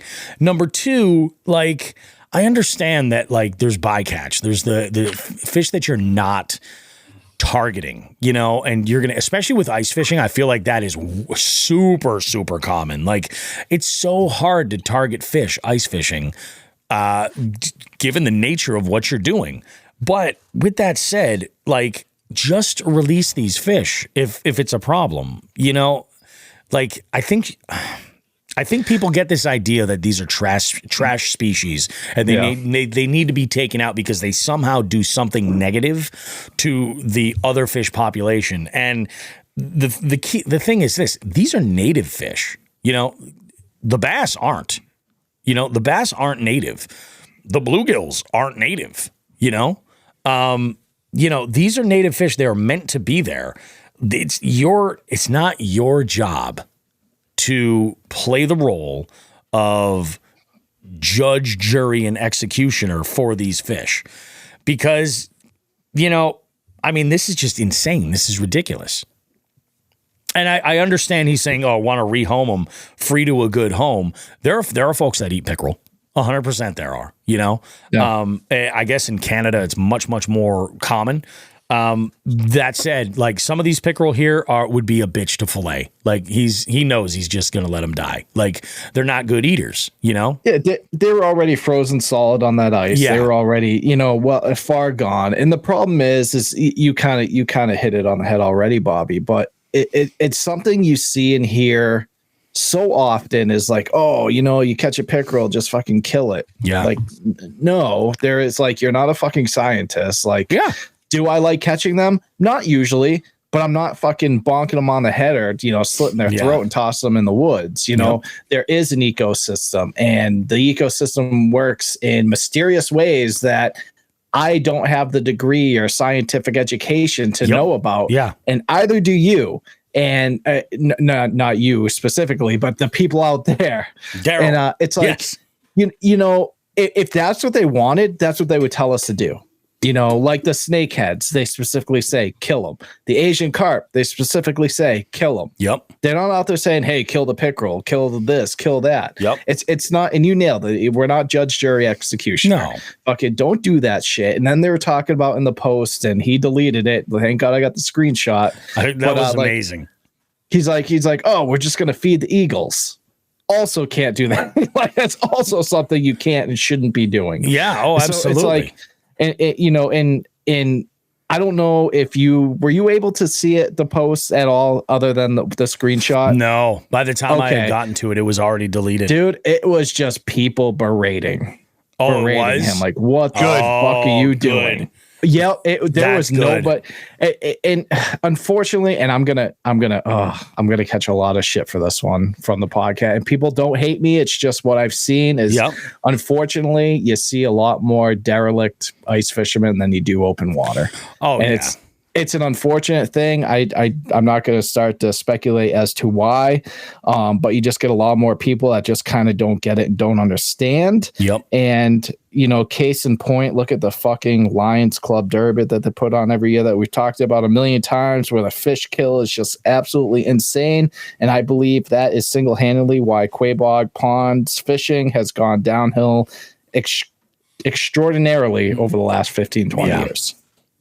Yeah. Change my mind. Yeah. No, I think you're 100% right on that. I think that's a big part of the reason why they have to stock it with the species that they do. Yeah. Like, yeah, it's fucking crazy. And like, yeah, I don't know. Like, don't just, God, don't be a fucking asshole. Don't be an asshole. Don't be an idiot. Like, I don't know why I still have myself on those fucking pages, because it just make me mad every single time. I want to jump in here and I'm actually going to be cool, calm, and collected about this. Whereas I think normally I would be screaming and ranting and yelling. Yep. We can call this person that did this and this group that did this, we can call them a lot of things. Joe, I think you just called them assholes, and you're not wrong. Yeah. But what they are is irresponsible outdoorsmen. Yes. Yep. There's a rule. Yes. There's a rule. I think anybody who's a responsible outdoorsman will kill when you need to. 3 rules on that. If you're going to eat it. Yep.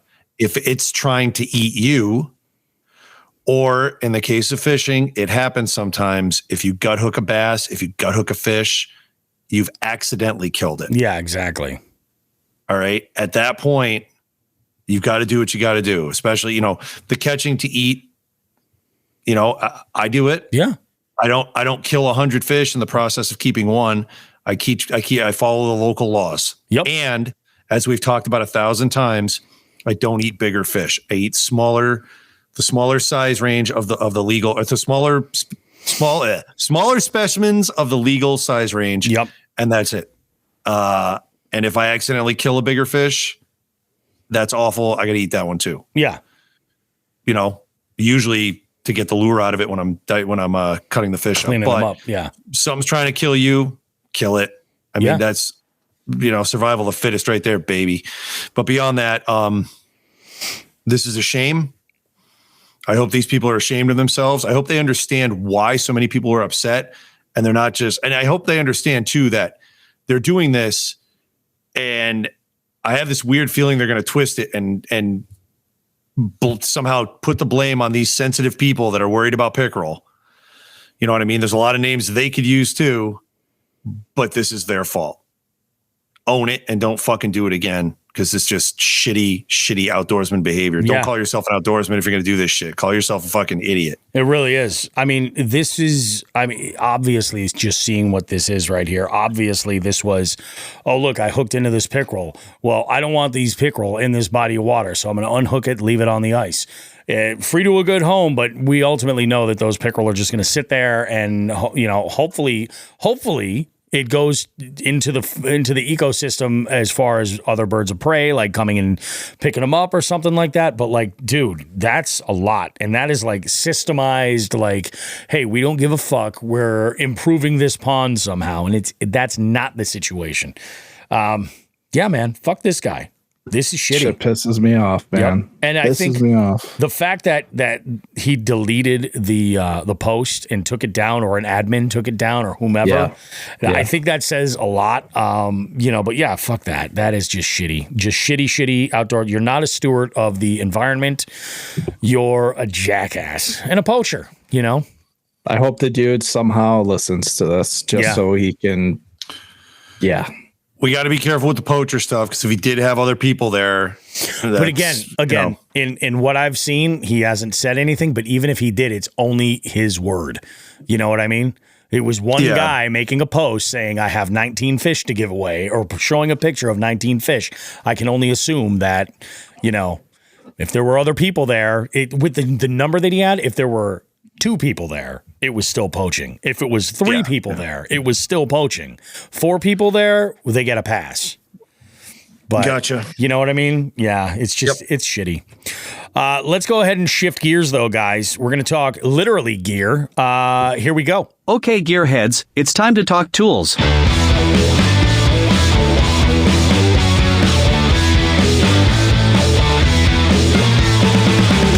Jigs and Bigs Gear of the Week. Oh, Gear of the Week. Now, what was this? Not last week, but the week prior, I posted a video doing an unboxing of an amazing package of prizes and a bunch of braid for the Reaction Tackle Braided Line Challenge for the upcoming Columbus show that we're recording at Oldfields. A bunch of great, Reaction Tackle braid to be given out for people to try out and see what they think. They've sold over 1 million spools. That's crazy. Like, people love this shit. They really, really do. I love this shit. Check it out. You're going to love it. But in there was some great items for the giveaway. Items that pretty much any angler could use. But there was one thing specifically that I love that Reaction Tackle makes, and they make 3 different sizes. There's a small, a medium, and a large. Now, I use the medium. I've been using the medium the longest. These are bait binders. The large one I have set up exclusively for soft plastic swim baits. When I go out, I have like a photo album almost. I can go through and say, like, here's all my 2 inches, the 3s, the 4s, here's the 5s, boom. Here are the easy shiners or the shiner bodies with a little bit tighter wobble. I like to keep that kind of organized, but I realize that not everybody is using these just for soft plastics. I mean, it makes sense with soft plastics, but I'll tell you what, especially the small bait binder, if you're looking to put together a small little collection of baits for those off moments where you're at a place where there's a place to fish and you have a little bit of time, you know, you don't have to carry all of your shit. You know, this way you can have something on hand all the time. One of these small boxes or a bait wallet is a great way to do it. You can take a handful of jigs, some terminal tackle, dedicate one pouch to that. Then you can go ahead and put plastics in the rest. You combine that with a small, like a really small, I picked up this box from Mule Fishing. It's a 2-sided box. One side has different compartments that you can create. It's great for, you know, especially like ultralight terminal tackle, all kinds of stuff like that. I keep my jerk baits in there, my little minnow baits and things.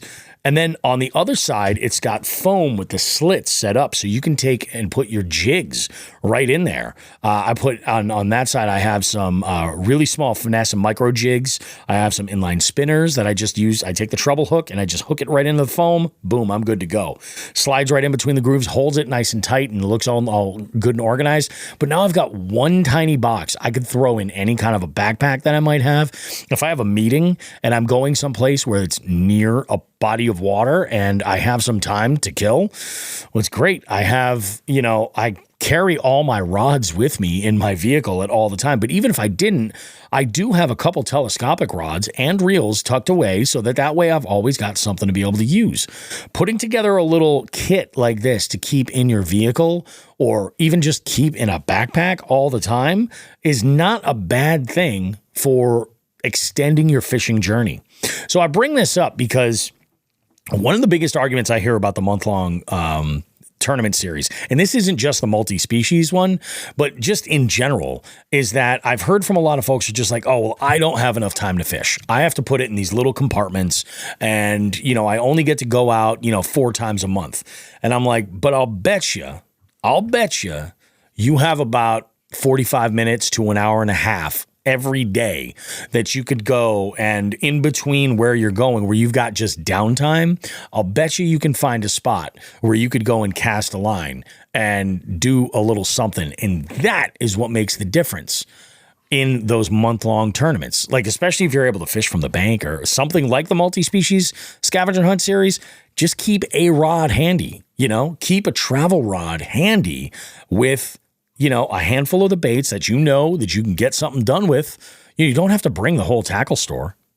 You know, when you're just going out for something like that, all you're looking to do, keep a magic marker handy and, you know, a little collection of baits like a bait binder from Reaction Tackle, or even like that small Mule Fishing tackle box, the dual-sided one, or even a small Plano box. They make, every company has these really, really small compact boxes that you can keep together. Personally speaking, the bait binder idea is great because it is soft. It's not rigid. So you can put your terminal tackle, like I said, dedicate one pocket to some terminal tackle. It doesn't have to be, you know, you don't have to bring a flipping rig everywhere you're going unless you know where you're going. And that's part of knowing the areas that you fish. But if you're putting together like a small creek setup, you only need a handful of things, a few jigs, a couple of plastics, nothing crazy. You know, maybe throw a marker in there. If the water's really dirty, you put a little chartreuse on there, you know, and this way you're always ready. You know, you go to that boring family picnic or something and you're like, oh shit, that's right. I got that little kit in the car with that telescopic rod. Let's go get some fish. Just remember to keep your catch board handy because you're going to need it. What about you guys? Do you use any products to like have like a mobile or something you can leave in the glove box in those situations? Or has there been a point in your life where that was a thing for you? Yeah, not anymore, but I used to keep a fishing vest pretty loaded up with small tackle boxes. There you go. That's a wicked good idea. Like, really, really small ones. Just keep it like in the trunk of your car? Yeah, I used to be. Yeah, I mean, that was around college, end of high school, college. Yep. I would keep a fishing vest with some stuff in there. And my fishing rod at that point was a 2-piece. So I would just bring that everywhere with me. Yeah. And I actually did that a lot. I did a lot of fishing on breaks from college. Yeah. So if I had an hour and a half between classes, I'd grab a bite real quick and just run. There was a couple of small, and really, for lack of a better term, swamps with bass in them that were right around the corner from where I went to college initially. Yeah. And yeah, I do that there. Yeah, that is, that's the move, man. Like, you nailed it. Like, if you're a student, it's a brilliant idea. You know? Yep. Lots of college campuses also have ponds, and lots of them you can fish at too. So I didn't even think about that. That's brilliant. What about you, Joe? You strike me like the kind of guy that's like always had some tackle on him. Yeah. So now I have with the kids, the twins are at their age where they have their own, tackle bags, tackle boxes. But I always have a backpack ready with just random shit in it. Yeah, it's always good. Just in the case that we get out on the bank or something. Mm-hmm. And if it's something that they need or want that they don't have in their tackle bags, hopefully I have it. Yep. But other than that, for my bait storage, I typically I have all my shit in the 6 cents bait bags. I like those. Those work. Yeah, because they're easy. I think you've seen them. They're easy to stack in my compartments in the boat. So. Yep. Yeah, those work really good. They do work. And that's what it is. Ultimately, I think the gear of the week is really to look at those smaller boxes or bags or wallets or whatever it is and get creative and have something around so you're like, oh, wow, I'm going to go and, catch some fish. It's also one of those cool things where if you're hanging out with somebody and they're like, yeah, I've never done any fishing or something like that, it's a great way to like just get them started, because again, you don't need everything. A couple of Ned rigs and, really you could do a shit ton of damage with that alone, if you're into BFS like me, maybe the BFS rig is what you just keep handy, and you fool around with that and you move some shit around. Or maybe you're a big swim bait angler or something like that. There are products, I forget offhand, Aggressively Average Anglers had done this breakdown of some of their favorite products, and this was one of them. It's a big, it's almost like a tool roll-up, like a tool roll, except it's designed for big swim baits. In fact, I think the backside of it is like a mesh material, like a rubber netting. And if you put a wet bait in there, it'll dry out. So you can put all of your stuff in and, put the little hook bonnets and pop them in there. So if that's what you're into doing, throw a couple of big swim baits in there and make that rod the one that you have on hand. Obviously, sometimes it's got to do with the vehicle for what rod you're bringing around, Sure. I'm lucky. I bring every single rod everywhere I go all the time, But, if you do a little bit of planning and you're like, this is the stuff that I throw normally, this is what I'm going to do. And then you have a kit to go to.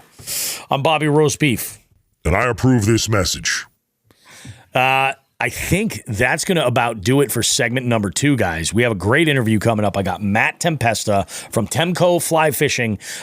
We're going to go and do some fly fishing, a little bit of some clinics. I think that's actually what I'm going to sign up with for him to kind of get started, to learn a little bit of technique and fool around a little bit. Maybe fly fishing from the kayak is like that next niche. Who knows? Who the fuck knows? Who the fuck cares? We will see you guys in segment number 3 after all this. Do you guys have anything that you want to wrap up with, or are we good to go? Good to go. It's so agreeable. So agreeable. We will see you guys in about 2 minutes. Don't go too far.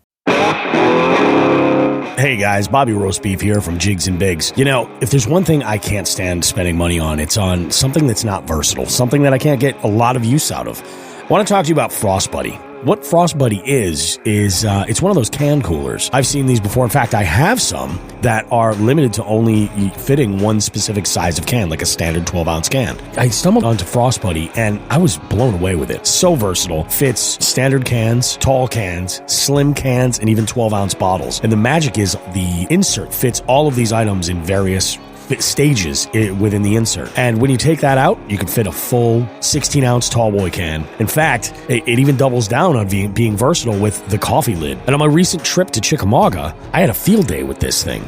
I was throwing beer cans in it. I'd have coffee in the morning. On the drive, I was throwing in all different sizes of cans for different canned coffee products to keep me awake on the long drive back. The thing was amazing. So I recommend you check out Frost Buddy. If you're in the market for either a travel cup for your coffee or a can cooler at all, either one of those, check it out. For the money, you cannot go wrong. What I've done is this. In the show notes for this podcast you're listening to right now, if you look there, you'll find a link to Frost Buddy. where you can get yours. And not only can you go and get your Frost Buddy there, but you can help out the show as well. Go and visit that link in the show notes to this podcast. Check out a Frost Buddy. Tons of colors, tons of patterns, all kinds of great stuff. And it's a great spot to put your Jigs and Bigs sticker too. Take it from me, Bobby Roast Beef. You're going to get the most versatility out of this one product, probably out of anything you're ever going to buy, especially for anything that you're drinking. Frost Buddy. It works for me. I'm a happy guy.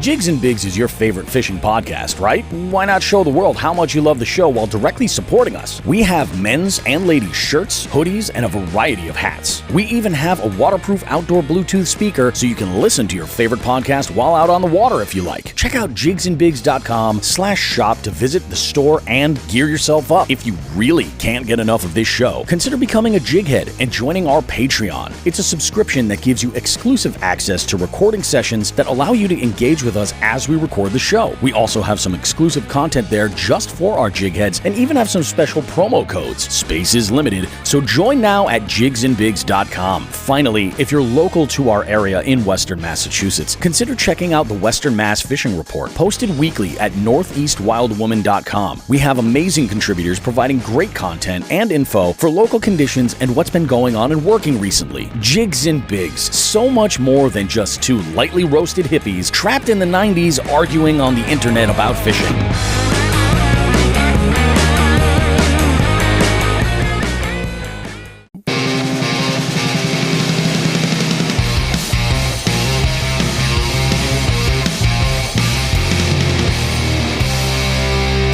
Alrighty, guys, Bobby Roast Beef back here in it for you. We got another guest in the beef seat. Another guest that is going to be at the Springfield Sportsman Show coming up the end of February. We've got Matt Tempesta of Temco Fly Fishing. We only have so many fly anglers on here every once in a while, and we just kind of want to spread the love a little bit. So we're going to have ourselves a good one. Matt, how's things going for you? Let's go ahead. We're just going to pull the beef curtain right off of this for the time being right now and just throw this out there that you've had one hell of a day. We've delayed this interview by a few hours because you were stuck in some snow, some significant snow, actually. Yeah. Real quick, hey, thanks for having me. I appreciate it. I'm glad to have you on here, man. We're all about it. And we here at the show, we get asked the question all the time. They're like, oh, are you going to come and do this outdoor show or this fishing show in this area? And honestly, like, we really exclusively do the Springfield one because it's our home base, and it makes the most sense. And it seems like in the last handful of years, there's been a little bit more of an uptick in the number of fishing exhibitors and also the diversity of fishing seminars that have been going on, whether they're extending into either different species or different techniques or, something along those lines or in fact, in some situations. Yep. I think we've also kind of got some of the residuals hanging on after jumping on the recreational outdoor train from COVID. I agree 100%. Yeah, because you do see a lot more new faces over the last couple of years, faces that you haven't seen in like 2017 or 2018 that are now popping in, and you're getting a little bit more. And I think some of that is going to ebb and flow a little bit. But let's get to know you as an angler. Sure. Let's talk about how you were first introduced to the outdoors. Like, I'm a sucker for like an origin story. So why don't we go ahead? We'll start at the beginning and walk us through to where you are to where you're guiding trips now. Yeah, no problem. So if I had to start at the beginning, I'd say you've got a 5-year-old kid in a rubber raft on a pond in a campground in Mansfield. My father just tied like 100 feet of rope to the raft, put a life jacket on me and send me on my way. So, I started real young, just kind of being infatuated with water, with fishing. As I got older, still as a kid, but would kind of aggressively chase after turtles and, grabbing, snapping turtles out of the pond. Oh, geez. It was a blast. Yeah. I was real fortunate to kind of grow up that way, camping every summer. My family took us up to do that really, all summer long. So it was excellent. That's awesome. So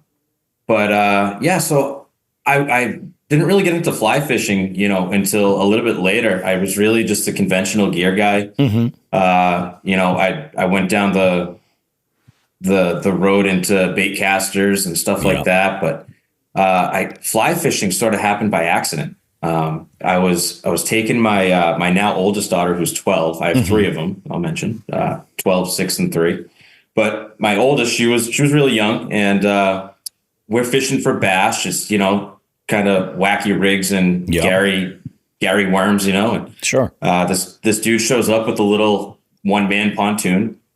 He's got his fly rod, bright like high vis orange line. Oh yeah. And he starts casting, and I'm like, wow, that's really cool, Yeah. And then she goes, Dad, what's he doing? And I said, he's fly fishing. She goes, can you do that? And I said, I can do anything. Yeah, of course. You kidding me? I'm Dad. I can do it all. So she goes, you should try. You'll like it. Mm-hmm. So I went on Amazon. I bought a little kit, for maybe $50. Yep. And I didn't have any waders or anything. I just started hitting some ponds that I used to fish for bass. Yep. At the time, I lived in Mansfield, Mass. So, we had a ton of good, like, open water out there for just fishing from shore, fishing from a john boat or canoe. Yep. And, so I would just jump in the water up to my waist wearing pants and hook myself a few times in the back of the neck. Back of the neck, learning how to cast. But, yep. That's kind of how the fly fishing thing all started. Just was always passionate about fishing, was always out there every opportunity that I could get. I'm really fortunate that I own my own company as I have a small flooring business. Yep. So, it was nice. I didn't have to punch in 9 to 5. I had the flexibility to get out and do a lot of fishing. And honestly, man, no word of a lie. When I got into fly fishing, I went all in, and I would be at a Home Depot parking lot waiting for one of my guys to show up. He'd be like, hey, Matt, I'm like 15 minutes late. I'd set my rod up, or it would already be set up, just strung along my work van, and I'd take it out in the back of the parking lot at a Home Depot and just start practicing casting. Yeah. Yeah, absolutely. No, I love it. It's funny. Like, we recently at our 200th show, we were talking about it, and we did like this tier list of some of the most iconic like fishing stereotypes or categories or whatever. Like we had fun with this. We included fly fishermen in there, and we talked about it. And one of the things that I had brought up was that fly fishing, and I've talked to many of my friends and folks that I talk with, whether it's doing an interview like this or actually just going out and fishing. When the topic of fly fishing comes up, it's one of those. It's like a bucket list thing. Like, oh, I'd love to get a fly rod and fool around with that and see what happens. But it's intimidating to a lot of people. Yeah, it really is. It's almost and like I made on that show, I was like, it's almost like saying like, oh yeah, like in the world of like dancing, you're like, oh, I'm a bass fisherman, I tap dance, and then you're like, oh, but I fly fish. This is ballet. This is somehow like regarded as like that upper echelon of like art. You know what I mean? And I think that I got the opportunity, I think it was 2 years ago now. 2 years ago this past December, or a year ago this last December, rather. I had an opportunity to go out with a friend of a friend who has been fly fishing most of his life, young kid. And we went it was a small river in Mashpee. And like no waders. Like it was in December. I was wearing like, muck boots up to my knees. Going after some of like the sea run brookies and stuff like that. Yeah, exactly. We caught nothing, but I was amazed at, I always made the association of like going from like conventional tackle that like fly fishing was a more like finessey, subtle application. And I couldn't have been more wrong. It is really, really like all hands on deck, like you're actively managing that little tiny fly at all times, trying to place it in just the right spot, but it's so unbelievably more active than you would think. So yeah, it is. I'm gonna stop you for a second, right? So it's really what you're in complete control definitely of everything you do. Yeah. And I just fished with a friend of mine who actually owns the Deerfield Fly Shop over there, Brian. We were on the Deerfield, and he had me cracking up. He's like, I'm just gonna caveman my way through and just throw giant streamers, and he just fished super fast. And I was like, dude, you go right ahead of me because I'm gonna kind of dissect some stuff and fish a little differently, you know. And I look up, and he's like 50 yards in front of me and felt like just like that, That's wild. But yeah, you can fish the little stuff. And talking about the Swift River, especially, it's really, really well known. The Wicked Pissa is a size 30 to size 26, little tiny hook with thread and some CDC, which is like a feather. Yep. People kind of say, oh, if you fish the Swift, you got to fish that style. That's not true. You can throw junk flies. I've caught, on New Year's Eve, I was out there at 5:30 in the morning. I caught a nice, like at least 22-inch brown trout on a 3.5-inch articulated streamer, fishing a 10-foot one weight, which really you shouldn't be doing that in there. Yeah. Me personally, I really like pushing the ultralight gear to the limit. You know what I mean? Really, seeing what it can do, what it can handle. And, that's like a fat articulated double hook streamer. That was, not what people traditionally think of fly fishing. No, definitely. Really being, and you can do it. That's wild, man. It just, it blows my mind. Cause like the Swift, I grew up right near the Swift. I would fish the what Swift, town? Belchertown. Okay. I live in Bondsville now. Oh, no kidding. It's right in my backyard, really. Yeah. So my father and I used to actually fish, the spot where that bridge crosses over Route 9. Yeah, the Route 9 bridge, real popular spot. Real popular spot. We used to fish on the south side of that bridge. Conventional you stuff. go north of that, that's the fly fishing only section. But I'll tell you, got to be part of the club to get up there. Yeah, it is amazing up there because you can get a good look at it hiking from up in Quabbin, and just to see the water. Like there, I can remember one day I was out with my family, my wife and both Gin kids. Clear. It's gin clear. Like it's crazy. My kids were like, is that even water or is it just a bunch of rocks? What is this? And you would just see giant trout all over the place. And I was like, I'm pointing them out. This one guy, like, I think I'm helping him out. I'm like, dude, over here. And it's maddening, honestly. It's maddening because you'll see them and they get a ton of pressure over there, especially in that section we're talking about above Route 9. Yep. And they see 100 flies a day. Yeah. Multiple dozens of anglers a day, even in the off season now, like where, people be looking for ice to get out there ice fishing, which this year sucks for that. Yeah. But, you can fish the Swift all year round. Oh, definitely. But it's something that'll drive you crazy because you see these like 18 to 20 plus inch fish and they look at your fly and they go, not today, Satan. Yep. It's crazy. It's absolutely nuts. And you got to think like those fish, like you said, they're highly pressured. So they hear people in that water all the time and they got to know your approach exactly is super what that important means. when you're trying to go after fish in that area. Yeah. Oh, it totally is. It's funny though, but like, so I've always had this chip on my shoulder there because it wasn't until this last season that I finally caught some fish at the Swift. And yeah, I remember you saying you just haven't caught a brook trout yet, right? That's the only thing I have to get off of my list is a We'll have to change that, man. Oh, for sure. Well, and that's what I was thinking we should do. I should connect with you and give a full-on review of my experience for your guide services. Oh, let's do it. I think that'd be the way to do it, man. Now, so my guide service, I've been taking friends and family out, and then they would have somebody that's kind of like really interested in getting involved and be like, hey, you should get together with Matt. Yep. And I'd take them out. And then it finally just got to the point, and I was like, you know what? I'm going to start to advertise this. I solidified it and, went and got the DBA and got myself insured and built a website and a Facebook page. I suck with social media. Like I'm not an influencer, but I have to say, though, I've had a couple people tell me that the posts I throw out there, they're inspirational. So I guess maybe I am a little bit of an influencer. Yeah, you're definitely. I mean, if you're out there and if you're just working your content, whatever that might be, like, yeah, you're 100% influencing somebody. That's awesome. Yeah. So it's really cool though. I've had a ton of people reach out asking questions. I've had the opportunity to just take a 10-minute phone call and just kind of share fish stories. I get people that are complete green beginners that want to get together. On my property, I've actually got like a 3/4 acre pond. It's maybe like 12 feet deep in the middle. And allegedly might have stocked it with about 100 trout. Beautiful. And, we can go fish back there and use that space actually as kind of like a fly fishing 101 area. Really go over like bare bones, like out of the box, put it together, put the line through, set up a leader, get a fly on.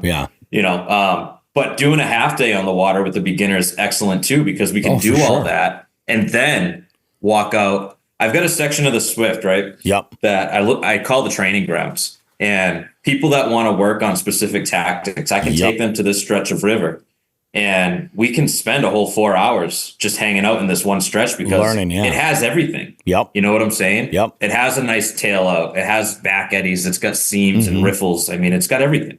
That's awesome. But then tomorrow, actually, I'm taking a dude out that moved here to Mass from California, kind of out of necessity. He has some stuff with family that kind of brought him out here. Yep. But he's been fly fishing for 30 years, man. Oh, and he reached out to me and he's like, I live in Cambridge. I got a house on the Cape now, and I've been dying to fish the Swift. I just want to know, where to go. And he's like, and I'm a dry fly guy. And I said, well, dry fly fishing's a little slow right now. And he goes, but I keep seeing your post online. And I just want to get out there and fish now, man. Yeah, exactly. Exactly. So I'm taking a 30-year fly fishing vet out tomorrow, and we're gonna hang out. And it actually, we're watching the weather. We talked and we were laughing yesterday. Because he's like, yeah, it looks like you're catering to the elderly tomorrow, man. But it's awesome. West Coaster, dude, for sure. But he's looking forward to just using his 3-weight. I'm going to bring a 1-weight. Yeah, and I'll say, because I'm sure a lot of your audience maybe doesn't understand the weight class. I was going to go over that. Yeah. So what explain that for them so they can kind of get an idea of what you're talking about. Yeah, definitely, man. So if you're looking to fish for bass, right, I definitely recommend an 8-weight. So an 8-weight, you can catch striper right on the Cape, or you can take it to go chase after largemouth bass, smallmouth bass, pickerel, pike, and stuff like that. What it is the thickness of the rod, the stiffness of the rod, the action of the rod. It's going to be influenced by the weight grain of the line, the actual fly line. Okay. So it's the weight of the line when you are back casting and casting forward. All right, you're transferring energy back and forth is what you're doing. Yeah. Okay, so if you have an 8-weight rod with a much lighter line on it, like a 5-weight line, that line's not going to be heavy enough to really load that rod. Yeah. See what I'm saying? Yep. So then, from 8-weight, it goes up, for much bigger fish, saltwater, but I'm more familiar with the freshwater game. So from 8-weight down, they say the best trout rod to get is going to be a 5-weight. Yeah, I've heard that before. Versatile all around. You want a 9-foot 5-weight. You can cast some streamers comfortably, like some woolly buggers, which is just like some marabou, some chenille and some hackle, and it looks like a bunch of stuff, man. It looks like a leech. It could look like a bait fish. Oh yeah. It's woolly bugger's a great fly, but that 5-weight though, it's going to be capable of throwing some little streamers, presenting dry flies delicately enough so that line's not scaring them. And then you can nymph with it also. But I'm at the point now. I really, really enjoy fishing with like a 3-weight, like a 10-foot, 10.5-foot 3-weight. Gotcha. That's really versatile to me. I can manipulate that rod and adjust my casting stroke to throw some of those bigger streamers. I can still cast a dry fly really nicely. Yep. And then that extra reach when you're nymphing, that extra 10 feet, 10.5 feet out, you can approach fish real slow and get a fly in front of them. Yep. 15, 20 feet away, almost effortlessly. Yeah. And that's really cool to do. That's freaking awesome, man. And that's the whole thing. Like a lot of folks, they, when they fish conventional stuff, when you're casting the lure. You're casting the weight of the lure, and that's what's moving. But with fly fishing, you're casting the line. Like the line is what you're trying to move. So that kind of makes sense. It's all like similar to conventional gear where you've got your power, your action, and your weight rating for your lure and your line and everything. Similar sort of relationship when it comes to fly fishing. Let's talk. One of the things I'm gonna. Yeah. Oh, go ahead. Oh no, I was go ahead. Finish on that. Oh, I was gonna say one of the things I'm gonna actually talk about at the because I'm gonna be at the Springfield Sporting Show. Yep. And I'm gonna do a small seminar. But one of the things I'm gonna talk about, just because the audience, I think, is really unfamiliar with fly fishing. A large percentage of them probably anyway. It's not really the demographic for a show like that. I think fly fishing's maybe less popular. So I kind of want to connect the two. I want to connect the audience to fly fishing. There's a lot of tactics and techniques out there that are kind of leaning more towards being real similar to the conventional world. And I think that's going to be attractive to a lot of people. Definitely. Yeah. So like real big name in fly fishing, man, is George Daniels. He's out in Pennsylvania. Okay. And he was trained, or like his mentor was Mr. Joe Humphreys, who's like a living legend in the fly fishing world. So he talks about quite a few different techniques where he's actually got like 40 feet of 6 pound maximum. Okay. Right onto his fly reel. And really? Okay. He'll use a 3-weight, like a 10.5 foot 3-weight. He'll have just straight monofilament, call it the mono rig, just straight monofilament. At the end of that mono, there'll be a really small, like 1.5, 2 millimeter tippet ring for connecting line. Yep. He'll take, and then we use tippet, and there's like an X classification on that. So something like 1X is going to have a much thicker diameter than 5X or 6 or 7X. Okay? Gotcha. Okay. So he'll take and directly from that tippet ring and run maybe 3, 4, 5 feet even, depending on the speed and the depth of the water. Tippet directly to a fly. And I've kind of utilized this technique quite a bit. And you're just the flick of the wrist, man. That's all it takes, a flick of the wrist, and you can send that fly or your streamer or, an indicator setup. Like, we call it indicators. It's really just a bobber. It's a bobber. Yeah. It's a bobber or a yarn bobber, a yarn indicator. Yep. But you'll be able to send that thing out, 25, 30 feet effortlessly. Oh yeah. Easily. And what's awesome is, again, with that long rod, you can hold a ton of line off the water. Okay. 'Cause in fly fishing, we are always looking to avoid drag. As soon as you introduce drag into your drift, you no longer have a real natural presentation to whatever your imitation is. Okay.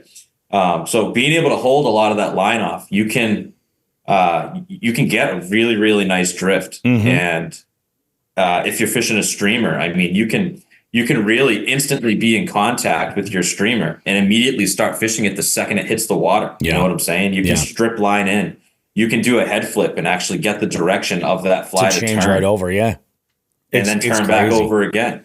You're, like I said in the very beginning, you're in complete control of everything you do. Yeah, that's amazing, man. It's so funny too, because like this year I took the leap to get into BFS fishing, bait finesse, basically ultralight bait casters is really what it is. Okay, cool. And I mean, you're talking like with this combo I'm using right now, which is not like upper like tier gear, a little flick of the wrist and you can easily get that 30 or 40 foot cast. Like, it's crazy. When you say upper tier gear, and are you just talking price point? Yeah, price point, I would say. It's like the reel that I'm using is like priced at like, I think it's about $79, $89, depending. It's super, like it's one of the lightest reels on the market, but so much of it is plastic just to keep it as light as possible to be able to handle the mechanics needed. It's unbelievably light. The rod that I'm using is, I think, what's that retail for like $130. It's a Shimano. Okay. Is it a light or is it an ultralight? I think it's actually rated as a light. And it's just, I mean, how long are these rods? This one is 6.5 foot. And I was looking for a rod that was 7 foot, just because that like for me, that's a shorter rod, it just kind of like all around. I wanted to have a little bit more casting ability, but I got really, really, really good advice. It was from that episode with the Aggressively Average Anglers. They had recommended this. It's a Shimano. What is it? An LXT? I forget the name of it. And it's awesome. It's unbelievable. I was out yesterday. I was just looking around for any open water, and I happened to come across a bridge going over the Manhan River. And I'm like, all right, this under here looks okay. We don't have too much ice. Further down we do, all right, but we had enough current going through where it was not locking up at all. So I'm like, okay, cool, we'll give it a go. I had about 20 or 25 minutes, and I was throwing essentially a glorified beetle spin. It's a 1/32 ounce workhorse jig from Mule Fishing with one of their plastics on there, and they call it a Bronco blade. It's like a little clip-on arm with a small spinner attached to it, And I got a bite from a small rainbow, and I'm like, I'll take it. Cool. And if I had more time, I probably could have gotten a fish for the day, but I was like, I'll take it. I think I said to a buddy You of mine, take whatever you can at this time of year, I'm like, man, when you're limited on real estate to fish. that'll keep the coals warm until spring kind of fires. But it's funny, like I like to really kind of put myself in the category of if I have a goal when it comes to fishing, like something in mind, it's like I want to be a well-rounded angler. I want to be able to do a little bit of everything. So that's why, like, I went into like take a look into the big swim bait world and see what that is all about. And I'm still trying to pick apart. I have my favorite presentations for that. That work great, and I love it. Same thing with BFS, and then all the conventional stuff in between.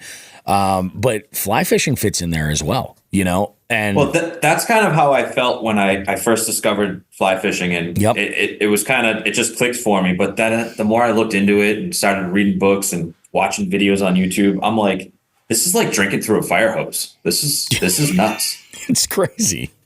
This is nuts. I'm like, I need bite-sized pieces because I'm a brick with lips. This is just too much. You know what I mean? Yeah. Yeah. So I decided, okay, just focus on one thing. So I said, I need to learn how to cast this thing. Yep.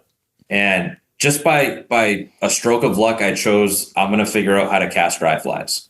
And I'm so glad I did, because now, you know, being where I am and when I teach people, I tell them we really need to give you a foundation, and casting a dry fly is it.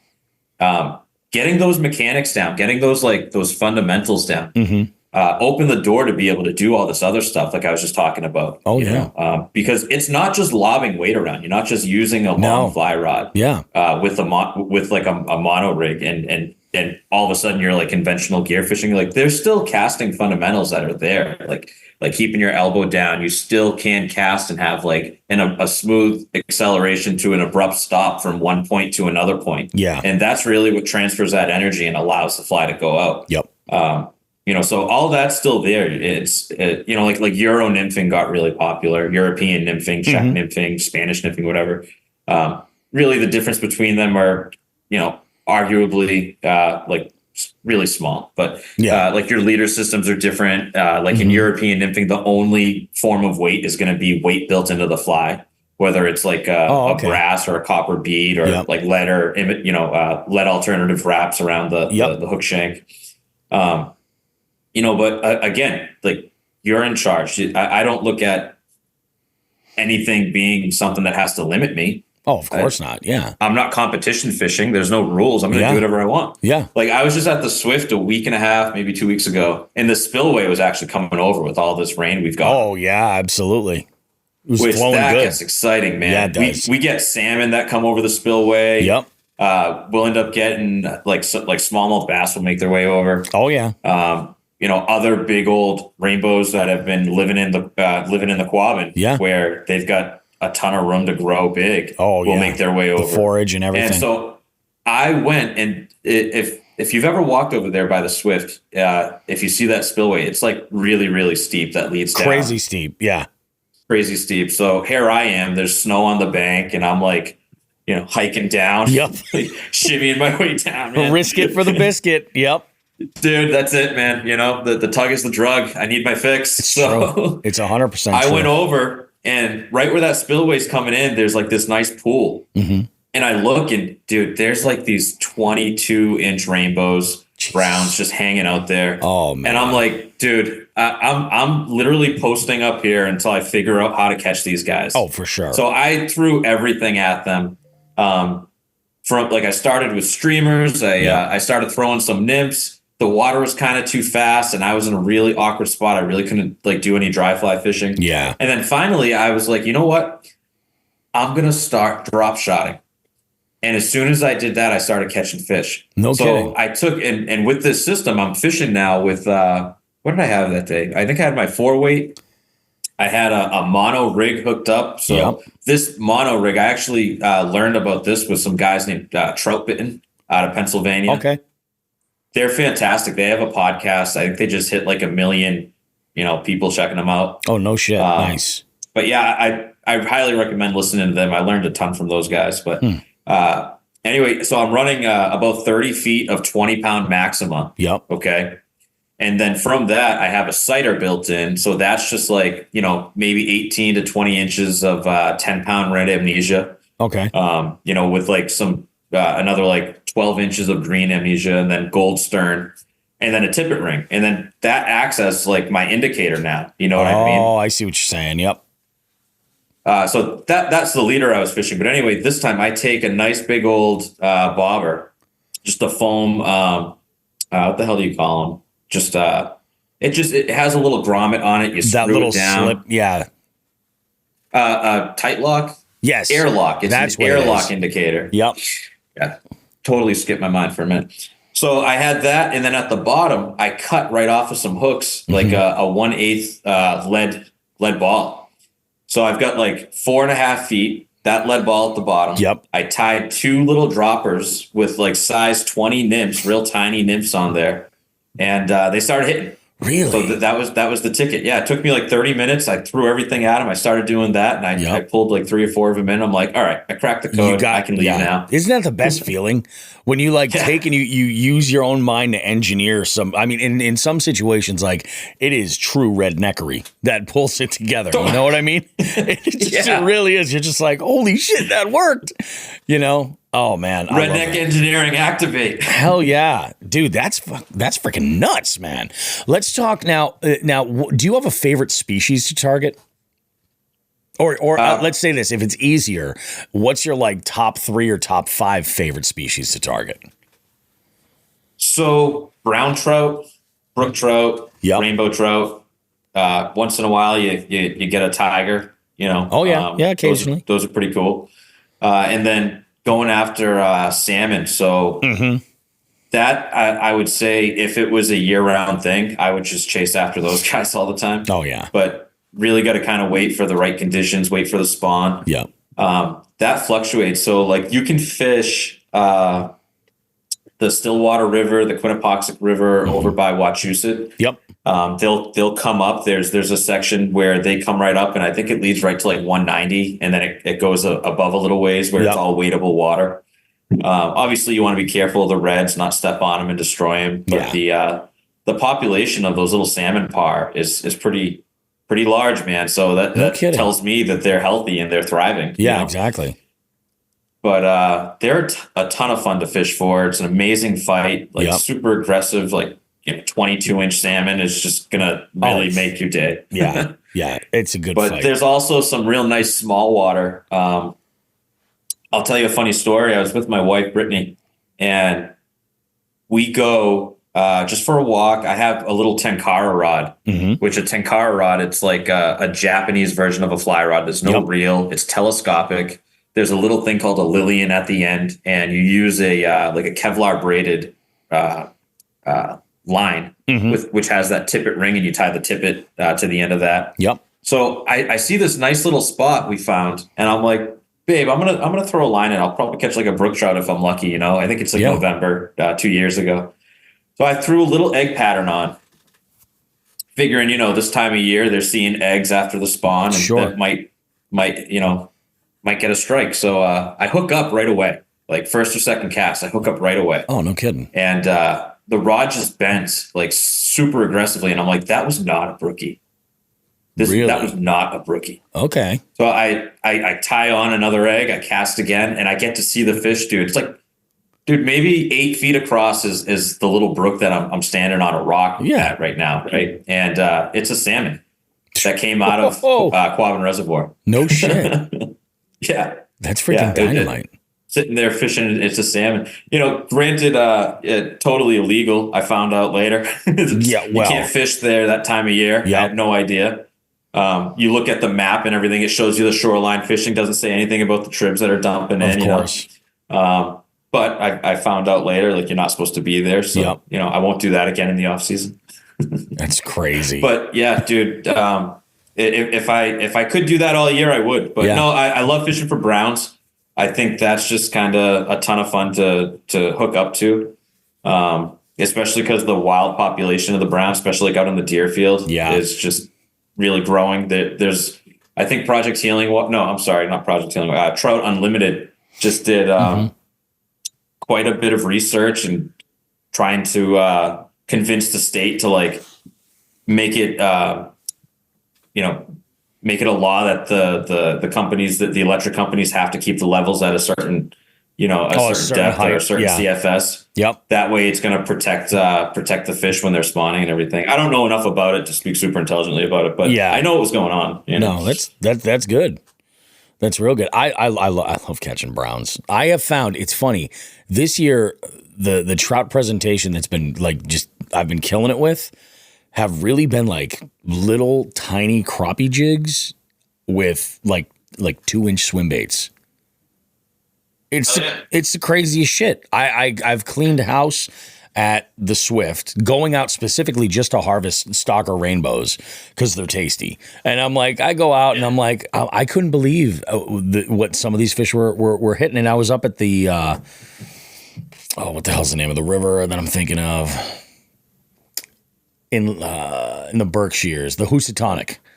And there's a spot that I found, like a nice rocky spot with a really, deep side of the river, where I've just been hooking up with smallmouth and a ton of browns over there. So much that I nicknamed this spot Browntown because it's just perfect. There you go. Yeah.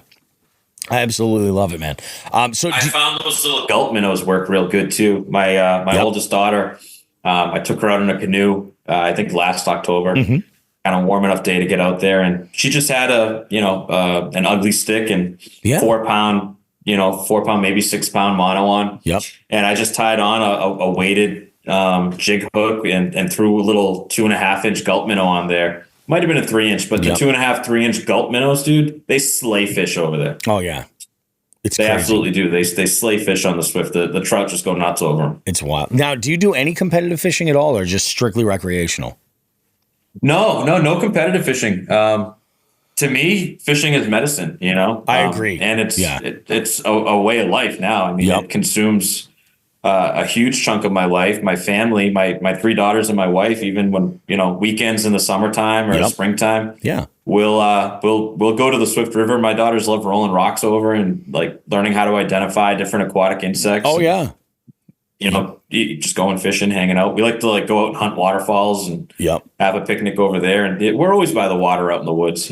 That's the best. I mean, it's one thing to be outdoors, but to be outdoors near the water, that's gilding the lily right there. If you can be near the water, perfect.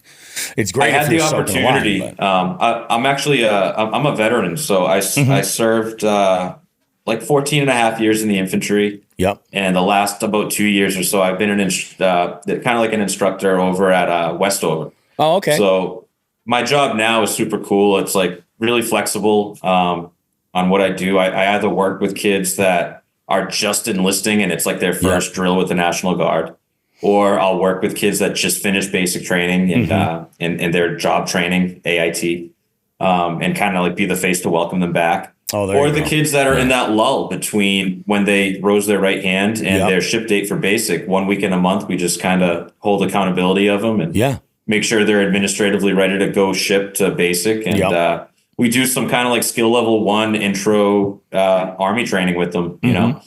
So it's a super cool job in the Guard now. But I got the opportunity to work with Project Healing Waters. I think that's why it popped up in the top of my head a second ago. And that was a great experience. I want to do more work with them, volunteer more of my time to work with them. I got a chance to meet with like maybe about 15 veterans. I did like a 4.5, 5 hour class with them, just answering questions and going over different tactics and like how to approach the water. And that's awesome. Just giving tips like, don't go strung up, ready to rock and roll. Like keep your rod broken down, go to the river, spend like 5 minutes of sort of doing recon and watching the water. And Pick up on the clues before you even get engaged with the water. Yeah. Don't go there with the dry fly on because maybe there's nothing hatching. Maybe there's no risers. So.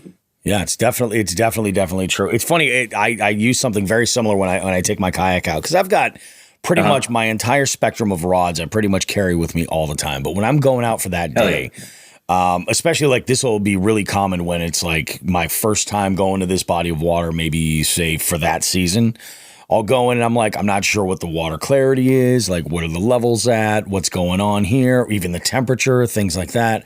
So lots of times what I'll do is I'll just take stuff that I know whatever's tied on is tied on. That's fine. I'll take all my rods out, but I'll take the full spectrum, even if I'm just going for a couple hours. I'll go out, I'll flip my electronics on, I'll get a good lay of the land and figure out what it is that we're looking at in the area where I plan to fish. And, look at water temperature and like observe all this other stuff and kind of come up with a plan and then tie my stuff on there if what I've got tied on isn't going to work. Or doesn't lend itself there. But I think that like when you force yourself, that's a great approach, man. Yeah. Yeah. When you force yourself to kind of like, okay, I've got to take 5 and kind of absorb what's going on, it can really teach you a whole lot. I actually think that's where I went wrong in my very first in-person tournament was I went out with a plan that I had not, and I made a judgment called the change bodies of water, and I just went out with the same plan. I was like, screw it, we're going to do it. How much different could it be? Apparently a whole lot. Yeah. So that kind of goes to say, like you mentioned a minute ago, you want to be like a whole angler. Yeah. You want to be as like versatile as you can. Yep. And that again is one of the reasons I love fly fishing, man. Yeah. With a quick leader change or a quick alteration to your rig. One of the things I do, right? Like if I'm fishing with that mono rig, again, I learned this from the trout bitten crew too, but I have these little foam like rigging spools. Yep.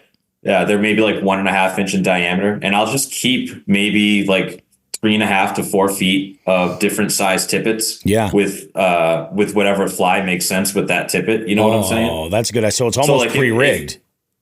It's exactly that. Yeah. It's pre-rigged. So like if I'm fishing with 1 or 2X, I'm not going to want to present a dry fly or a really small nymph with a larger diameter like that. Yep. I'll have a streamer on that 1X rigging foam. Yeah. Okay. Yeah. And then I'll have another one with like 6X and a size 18, pheasant tail or something like that.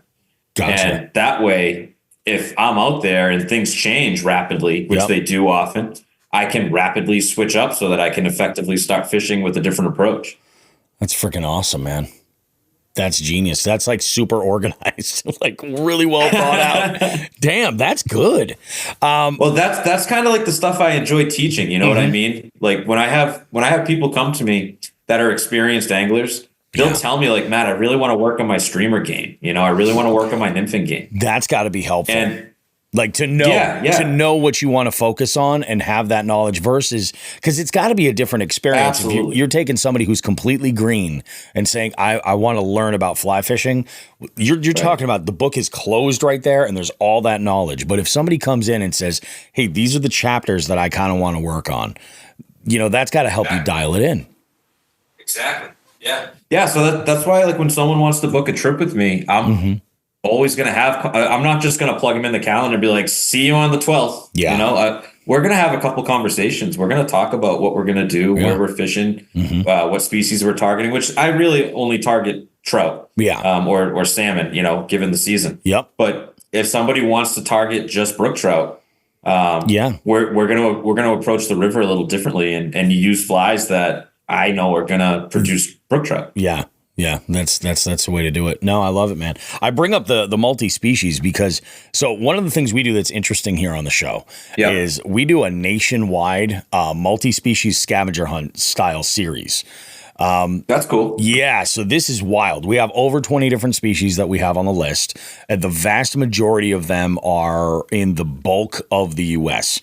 So everybody in lower 48 states can go ahead and enter. There's one piece of equipment that you absolutely have to have, and that's your measuring board. It's got to be one of the approved ones by Catch. But what's cool is you catch for every individual species that you catch that's on the list, you get a point. And it doesn't matter. The size of your catch doesn't matter. What the primary focus is to have as diverse a stringer as you can. It's a blast. And I think, I was trying to think in my mind, I'm like, how difficult would it be for this in the fly fishing community to get into it? Because we do have a variety of trout species on there. We don't have any salmon species, but we've got like carp we throw into one big category. Catfish. You want a fly rod. Yeah, exactly. But you can catch them any way you want to. And the beauty of it is you can even fish private water as long as you've got the legal permission to be able to go and fish that water. Go for it. Have at it.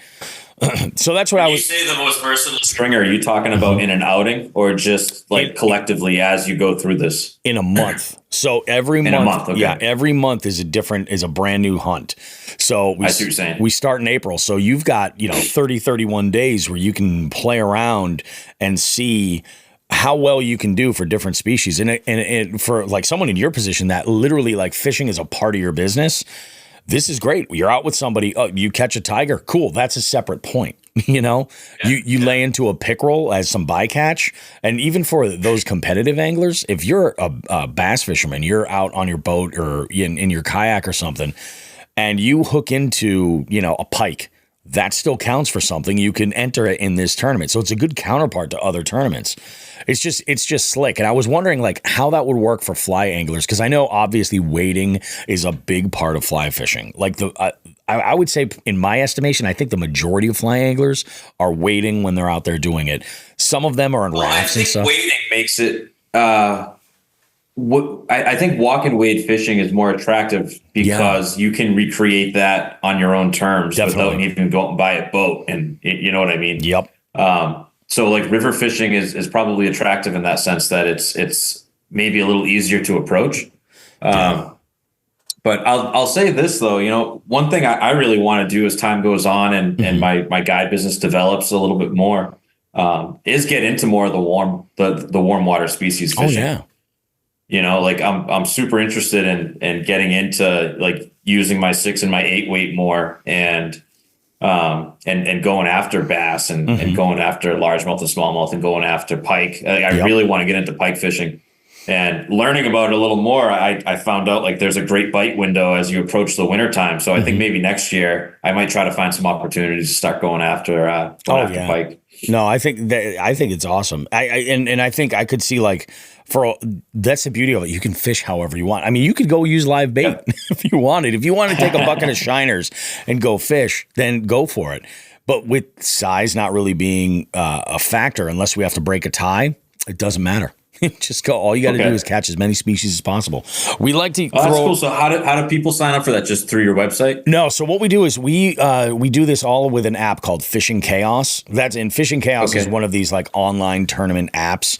Like and what they do, they just search Jigs and Bigs. We've got a club that's on there, and it lists all of our tournaments. You can enter right there. And what's cool is it's an affordable entry. I think the entry fee is like $30. With the more anglers that we have entered in, we add more spots that pay out. So the paying out spots do continue to grow the amounts, but the number of spots that pay out increases as well. Like every time we hit a threshold of 10 new ones, there's another spot that pays out.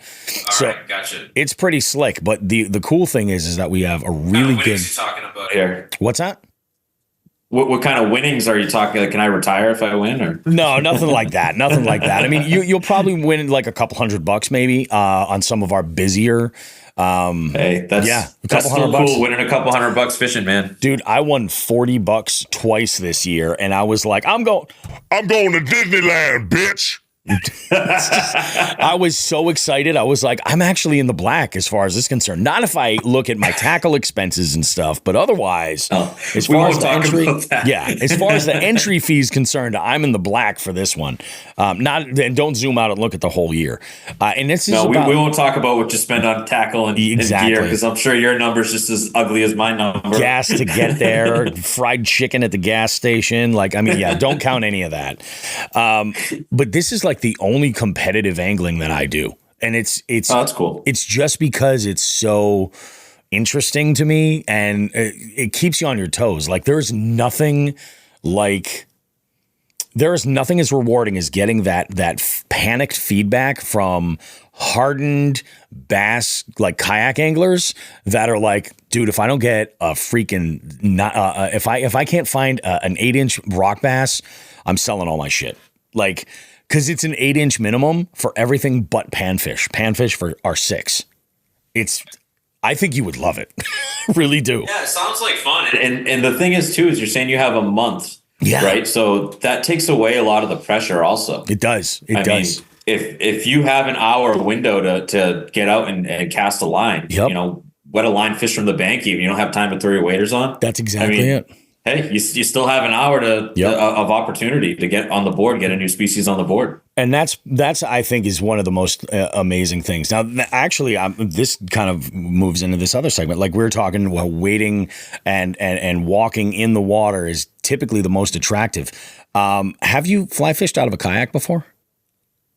and should I waste my time even doing that? So when I was a little newer in the fly fishing world, I tried, and it wasn't a ton of fun. Granted, it wasn't the best kayak either. It was maybe like a job lot special, just a buddy's line, yeah, that'll do it. Yeah.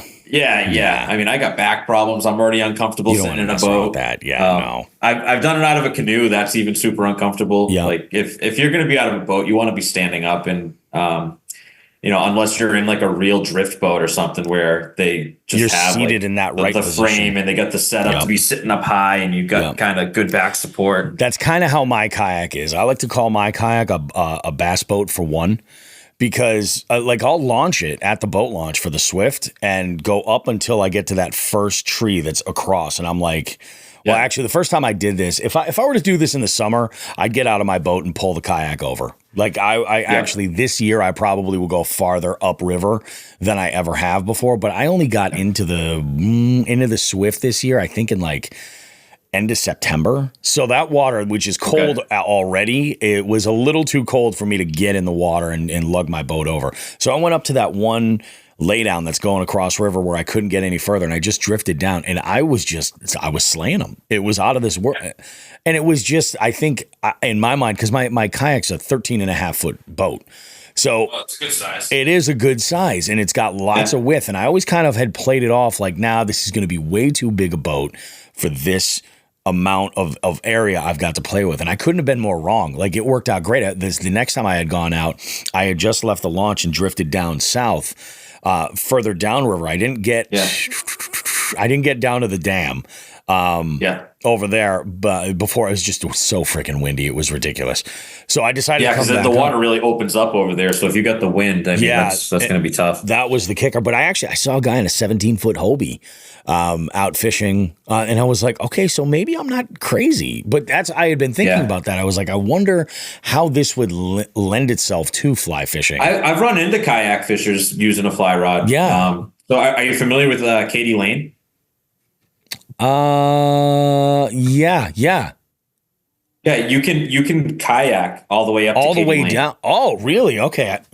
Yeah. Right. I mean, the river's constantly changing, and it'd probably be easier to do, in the warmer months, because there might be one section where you probably have to get out and pull the kayak over. Yep. But I think even this fall, it was kind of a rainy day. I was out fishing. I made my way down Katie Lane, and I was quite a ways down too, and ran into two guys that had kayaks. One of them had a fly rod. No kidding. So I mean, I'm sure it's doable, man. It sounds like your bass boat for one kayak is it could definitely going to be comfortable enough to kind of pull it off. Yep. And the beauty of it is it's a pedal kayak. So like I hook into a fish and I just start backpedaling, and I'm holding my spot. It's just it's so nice.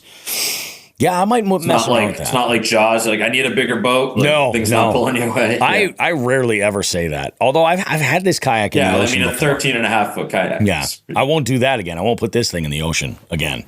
That was like being in a dishwasher. It was crazy. Just like 35-mile-an-hour gusts. So when we picked the worst day, there were full-size boats that were having issues. I mean, I think they might have been operator issues at Where launch. were you? Down the Cape somewhere? Or? No, we were in the Niantic area, Connecticut. Oh, okay. Yeah. I don't know that area. Yeah, it was. I've been there. It was an interesting spot. There's like a power plant with a warm water outflow that comes out, and it just creates this crazy current.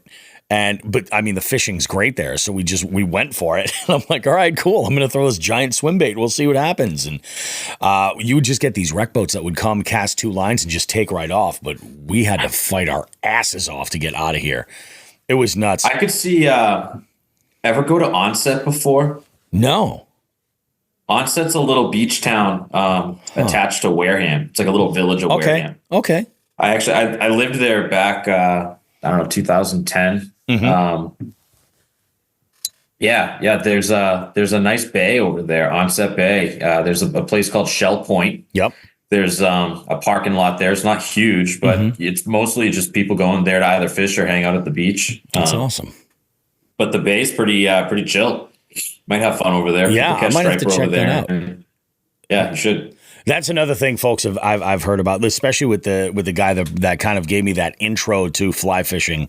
I did a little research on him, and he was able to. He's big into doing a lot of saltwater fly fishing as well, which is like, to me, it's just mind explosion. I'm like, I can't even imagine, because he's catching stripers, and like not little stripers, like he's catching giants.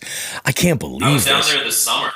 Yep. I was actually down for a school with the military for about 2 weeks. Yep. So I was staying at Camp Edwards, and I got to go one day after class when I didn't have a bunch of homework. And where the hell did I go? I think it was Scroton Creek, maybe, and Sandwich. Anyway, like second or third cast, I caught a little schoolie, just a little guy. But I'm like, cool, there's fish here, Yeah. right on. And I'm casting with like some nice, the hell are they? Like a little like herring imitation, you know? Yep. I'm standing on the edge, like I'm not in the water anymore. And there's maybe like a good 10-foot drop off, right? Tide's coming in. It's just about slack tide. And I'm bringing my fly in, and I'm just letting it dance just below me. Yep. And dude, this solid like 30+ inch striper just comes up, just see the big old head, look at my fly, and then just refuse. And I'm turn like, away. I was about to go to my father's house, who lives in Mashpee, and go have a barbecue with him, just say, hey, what up, Dad? But I was like, yeah, sorry, dude. I'm staying here and I'm fishing. Yeah, I want to catch this son of a bitch. Yeah. Oh, Yeah. damn. Yeah. Now, I got an interesting question for you, and this is interesting because, again, you're right in our area. So I ask a lot of folks a lot of the time. I think one of the best ways to like either celebrate a great day on the water or kind of like just punish yourself for like a terrible day is to go to like the best mom and pop greasy spoon that you can and get either a late breakfast or a lunch or something like that. What's your go-to spot? If you're in Palmer or, fishing anywhere on the Swift, you're only maybe 10, 15 minutes away. I'd say Tables on the Farm. Tables on the Farm. Okay. Yeah. That's one from They're that a cool area. little mom and pop shop. They do breakfast and lunch over there. That's kind of our go-to if I'm going to take my wife and kids, or if we have like a relative or friend up, we'll go there and have breakfast. Definitely a good little restaurant. Is that the old location for Burgundy Brook? Like right on 181? Yeah. Okay. I knew where it was. No kidding. Yeah, there's the big farm right behind. You got the Ware River that runs like behind the property. Oh, yeah. Yeah, absolutely. No kidding. Okay. Yeah, that section actually, back to fishing. Yeah. The Swift and the Ware meet. They call it the right crutch. behind that property. Yeah. I actually went to high school right there. I went to Pathfinder. Pathfinder? Yep. Oh, okay. Yeah. So yeah, my daughter's thinking about going on Pathfinder. Absolutely should. Great programs. Unbelievable. Can't say enough good out of it. Although I will say, when I went to trade school, it was a different world. I remember getting a phone call from my guidance counselor about a year after graduation, and he's like, hey, so we're just kind of reaching out to like the class of 95 and seeing where you guys are where you're at right now, how things are going. And I told him I was in I was in college, and he was like, you're going to college? And so it was that was not common with most of my class back then. But now it's a whole other world. Like it's awesome. And people like fight tooth and nail to get in there, which is kind of nuts. But that they call it the crutch. I won't get into my opinion on the school systems now. Oh yeah, man. I try to avoid. We'll call that like in the politics realm of conversation. I won't even get into it. I'm with you, man. It's a train wreck. It is. But yeah, I think that that area over there is awesome. Like those rivers. Oh, so right where the two meet. Yeah. You can literally cast like almost 5 feet one way and 5 feet the other way and catch like bass and crappie over here and trout over here. Yeah. It's pretty cool. It's amazing because it all goes right down to that one area of like Red Bridge, which is unbelievable. And like that river system, all of the connecting parts create such an amazing really a buffet of different species of fish, and the forage, lot of opportunity. Yeah, the forage is there for them to be able to feed up and get. My PB largemouth is out of that river system. You know, unbelievable. Out of the where, or like the where it becomes the chickpea at that point. Yeah. Okay. And I think because also, if I'm not mistaken, I think the Quabog, River also comes into it. And it does. Yeah. It's the town of Three Rivers, or the village of Three Rivers in Palmer. And you can get, I believe, in the Quabog River, there's pike too. So you can get them. I don't know if they make it all the way down. At least in Quabog. Yeah, in the river, there's pike. I don't know. I know there's trout. Yeah, I know there's a lot of good hatches and stuff. You know, there's some good stoneflies and caddisflies coming out of there. Yeah, it's wild, man. Now, as far as like if somebody wants to go, are you doing a booth at the Sportsman Show or just a seminar? Yeah. So my wife's gonna be there with me, also, kind of promoting her business. She's a photographer, and she does these awesome like nature scenes, and she's gonna have some canvases put together. But yeah, we're gonna have a booth. That he asked me to do a seminar, so I'm gonna talk about fly fishing and kind of connecting the two between like the bait world and fly fishing world. So yeah, I'll be there, man. That's awesome, man. That's going to be great. So yeah, if you're listening to the show, you guys, and you're going to be at the Springfield Sportsman Show, make sure to do a lap and say hi to Matt. And then please come by and say what's up. Yeah, we're gonna have a booth as well. We're pretty much our goal is sort of talking up the multi-species scavenger hunt series and getting as many folks into that, especially for April, as we can. But it's going to be an awesome show. I love the Springfield Sportsman Show. I've been going since I was a kid. The multi-species thing kicks off in April? Kicks off in April. We actually, what we're doing differently. Normally, we only have a registration period 2 weeks before it starts. And I said, this year, let's make a change. So it's actually open right now. People can start enrolling and joining if they want. And I figured this was probably a better way to capitalize on putting the effort into promoting it coming up in April, instead of having people have to sit and wait to sign up. Now they can just say, this sounds cool, I want to do it, sign up, and then in April they're good to go. Absolutely. And you always get those folks that are like, they're out fishing and they're just like, they have all their stuff, they just forgot to enroll, but then they hook into that rock bass, or they hook into that perch, and they're just like, wait a minute. Yeah. I'm going to keep this in the net for a minute while I jump on Fishing Chaos and register right now. So we give a week into the month where people can register even late. And still, like, all it takes is just one really killer fishing trip, and you can get a ton of points. You know, that kind of leads me to think about something in the fly fishing world. A lot of fly fishers are really into sort of like catch and release fishing. Oh yeah, for sure. And being able to share that with your friends, your family, your fishing buddies, is you want to be able to take pictures. And I think photography is kind of one of those things. A lot of people that get into fishing in general, it kind of becomes like your next hobby. Oh, definitely. I'm starting to go down that road. I've got interest in, finding like a DSLR or, something a little more than just my iPhone, to take photos. Although I will say some of those phone cameras now, like I upgraded to an iPhone 15 this year. And this Did you get the Pro or just the 15? I got the Pro, yeah. It's okay. My wife has the Pro, and it's amazing. Oh, yeah. Yeah. Yeah, it is. It's the camera's out of this world. Even for video, like I've done some stuff before where I've used the cinematic mode, and I'm like, are you kidding me? This is my phone?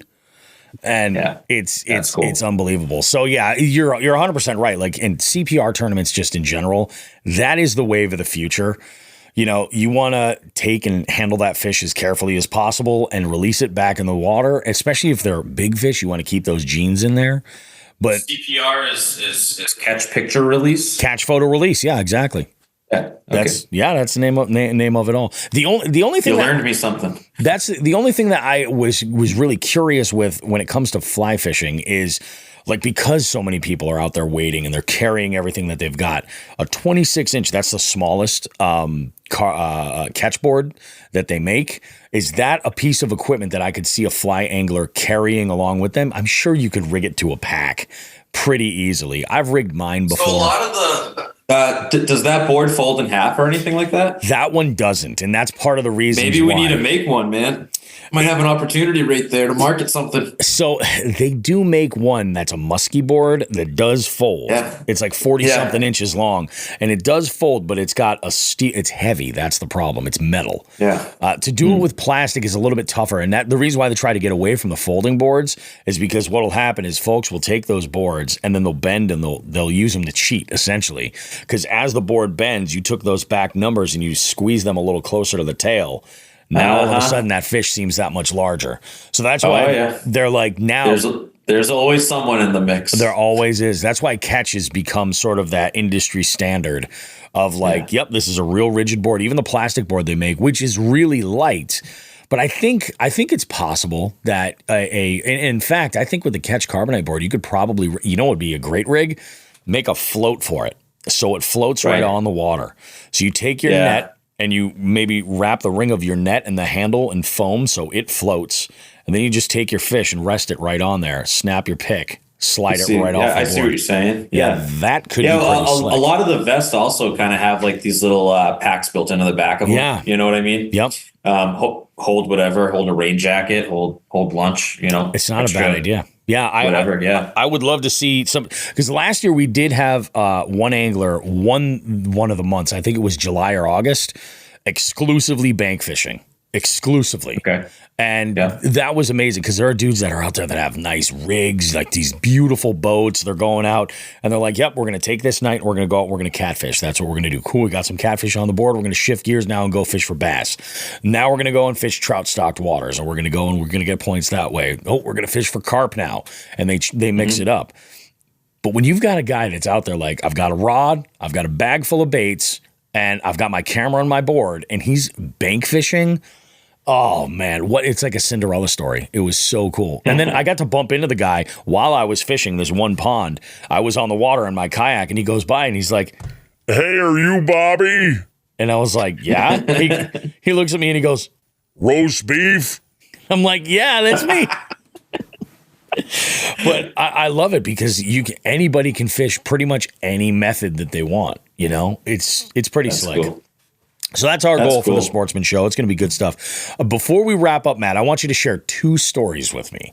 And this is a staple for every single guest. The first one is like, imagine you're at an event, like a wedding or something like that. Maybe you go up to the bar and somebody says, "Hey, man, so-and-so told me that you fish." Like, what's that first story that you're going to lead with and tell them about? Like, "Oh, I got a good story for you." Like the first one that comes to mind. Maybe it's something you're super proud of.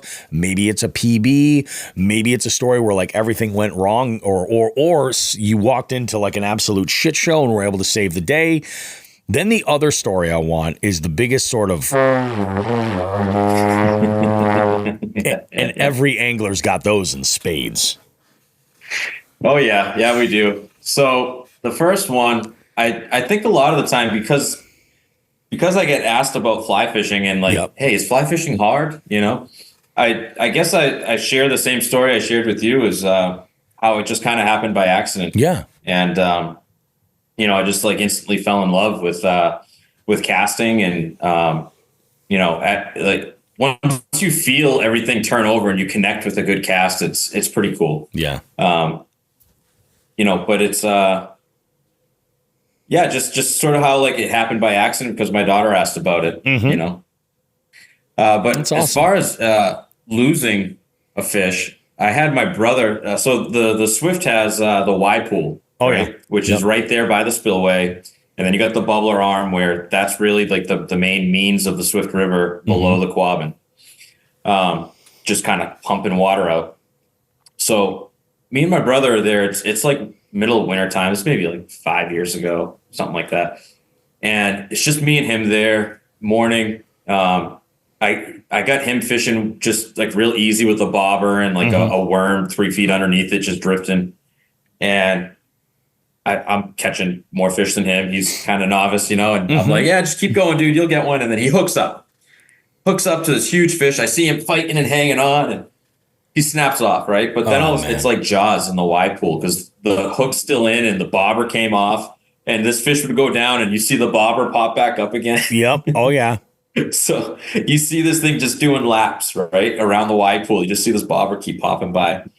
So I went over And I'm like, dude, I'm gonna catch this fish, right? So I put a big streamer on, and I cast in front of that bobber when it popped up again, stripped in super fast. The hook caught the line, comes in, hooks into the foam indicator, the foam bobber.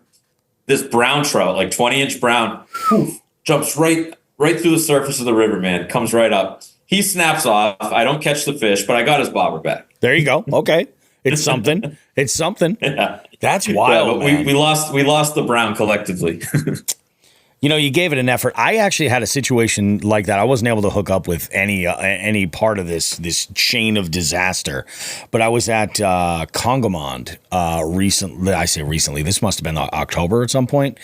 And I was fishing off of this one pier, and I'm like, all right, cool. You know, I had a bunch of baits I wanted to try, this new spinnerbait that Martin's Custom had come out with. And I was like, all right, we'll see what we can do. And actually, it was that spinnerbait I was throwing around. And then I noticed there was a bobber chasing my bait. Water was clear enough. I could see the blades flashing in the water. And I was like, yeah, all right. And I couldn't get eyes on what it was because there was a long enough leader where it was deep enough where I couldn't tell what it was, but it would come over, it would get kind of close, and then it would just swim off. And then it was like just kind of doing laps every once in a while to get a little bit closer. It was never close enough after that point for me to be able to cast far enough to it to be able to try to bring it back in. But it was just one of those, nothing drives me crazier because I always think I'm like, I want to catch that fish, if not for anything else, than to get that other hook out of it. So it can go about its own life and do what it's going to do. It doesn't need this, because most of the time that happens, I find like it's an insane rig. It's somebody throwing like a 3/4 ounce bass jig on a 4-pound test leader to a swivel that's got some split shot and then a bobber. You know, it's like, it doesn't make any sense whatsoever. Yeah. That's just wild. My daughter just did the same thing on Veterans Day. My dad came up and had lunch with us and hung out. Mm-hmm. And we're in the backyard. He's playing with my daughters and stuff. And my middle daughter, Summer, she cast her rod out. She's got a bobber with just a hook and a worm. Yep. She's 6, mind you. She's awesome. So she did it a couple times, and then it was like, all right, time to get in and go eat. And she left it out in the water overnight. Oh, yeah. And so the next day, we're getting ready to leave, let the dogs out. And I'm like, hey, Summy, we got to go get your fishing pole. And you left it out. So I walk down there and I start reeling it in. She's got one of the little rainbows in the backyard hooked up. So I run back in the house. I'm like, get out here, girl. You got to fish. That's awesome. Hey, patience is key sometimes. Just leave it overnight. Oh, wow. That is awesome, dude. Have you done any traveling, like outside? Like, I know like there's parts of this country that are they're hot spots for fly fishing. Colorado, the Pacific Northwest, stuff like that. Have you gone out there yet at all? No, not yet. On the bucket list? On the bucket list for sure. Yep. Yeah, we definitely want to do some traveling as the kids get a little older. For sure. We'd love to get a camper, RV. It's just all a good time. Yeah, for sure. Once finances line up and we can afford traveling by that means, I think that's going to be like a staple in our family's life. No, that's awesome.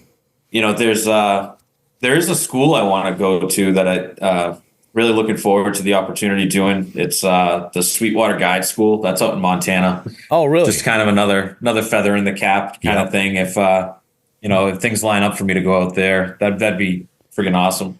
That's great. Yeah, we want to make a trip out to Montana though, and actually have like a real ceremony for me and my wife, and and just enjoy being out there and take the kids and. That's awesome. Just spend as much time out there as we can afford to, really. Oh, for sure, yeah. Yeah, Montana is super attractive to us. I mean, just the parks out there, Yellowstone and Big Sky. I mean, it would be fucking awesome. It's an amazing part of the country. It really, really is. It's very wild for being part of the lower 48. You know what I mean? Yeah. It really, really is. I did bring a Tenkara rod with me in 2019 when I deployed to Guatemala for a little while. Oh, really?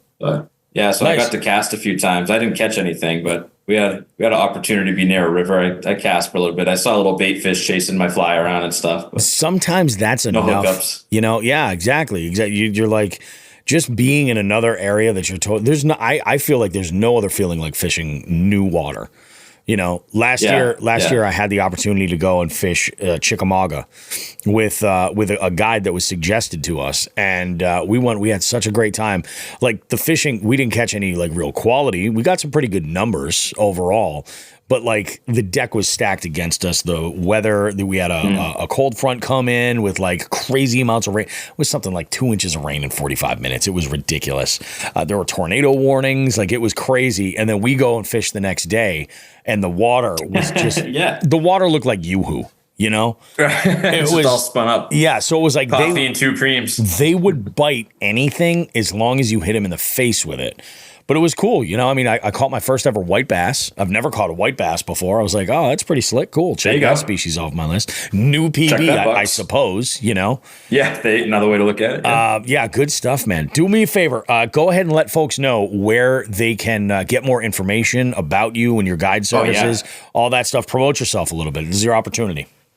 Yeah, for sure. So I got a website. It's tempcoflyfishing.com. There's a contact form on the website. There's a little bit of a bio, some information about services I offer. You can reach me right on that. You can Google me. There's access to find information about me on Facebook as well. Just Facebook's page. Just look up Tempco Fly Fishing. Nice. I kind of post on there more than anything. I try to get good photos when I have clients out, or if I'm out fishing by myself or with a friend, just to kind of keep up with it. But that's the easiest way to get in touch is just go right on my website, fill out the form, and that kind of goes right to my email. And I'm pretty quick to respond to folks and that's awesome. Make sure I get them on the list. That's awesome, man. And if you were serious about like a beginner class of like learning how to cast in your pond, I can. Yeah, it's one of my services I offer. Perfect. Then I might be able to put a group of degenerate bass anglers together to learn some of this stuff, and we'll make it happen. We'd love to have you, man. Yeah, that'd be cool. I love it, man. Well, thank you so much, Matt. This is absolutely awesome. I'm looking forward to. I will see you at the Sportsman Show. Always a good time. Do me a favor, if you could, send me a picture of you just holding an absolute tank, and we'll use it for the cover art on this episode. I'll send you my my New Year's Eve brown trout that I caught when it was still dark. Yep. Yeah, it'd be a cool pic. Nice, dude. Awesome. Sounds good. Thank you, Matt. I appreciate it, dude. All right, man. All right, have a good one. I'll see you.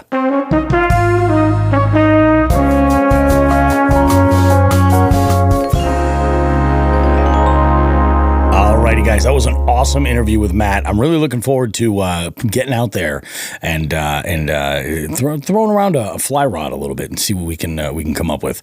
I'm looking forward to that, guys. I'm actually really looking forward to an amazing 2024 season.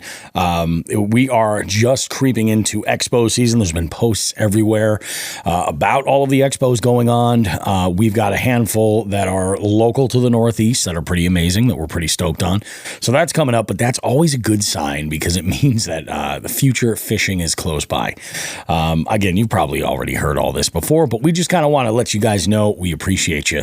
Thank you for joining us for another episode of Jigs and Bigs.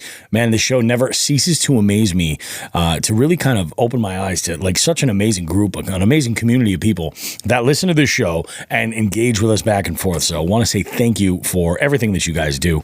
Also, remember, it helps us a huge amount when you go and you give us a rating on Apple Podcasts, specifically Apple Podcasts. Ratings and reviews everywhere are great, but Apple Podcasts really seems to kind of push the algorithm a little bit. So if you're an Apple user, regardless of whether you listen on Apple Podcasts or not, open up that purple icon, the podcast app, open that up and leave us a review. Give us a rating, leave a little review, some constructive criticisms, something like that. I mean, whatever you got for us, we're all ears for you, and it definitely helps us out. As always, guys, we want you to go out there and live your best fishy lives as possible. So go ahead and get out there as often as you can, do some fishing, and allow us to please live vicariously through you and your content. If you're doing a live stream or something, if we can jump on, we will. I just did that recently, actually, with Hunter. I think he's in Iowa, I want to say. Jumped in on one of his live streams and checked it out. If you're doing anything, as far as posting pics or reels or anything of catches that you've been making, tag us in those posts, man. It goes a long way. We love to support you guys. Share your stuff as often as as we can. So get to it, man. Go ahead and tag us. We will see you guys in 7 days with more Jigs and Bigs goodness.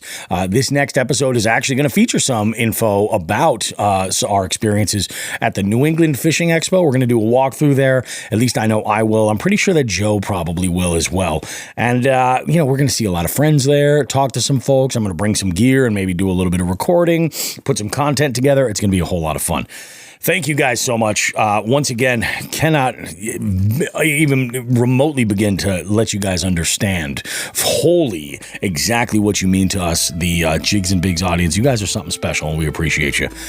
Have a good one. Catch some fish. We'll see you in 7 days for more Jigs and Bigs goodness. Like we always say, Tits and ass, smoke some grass.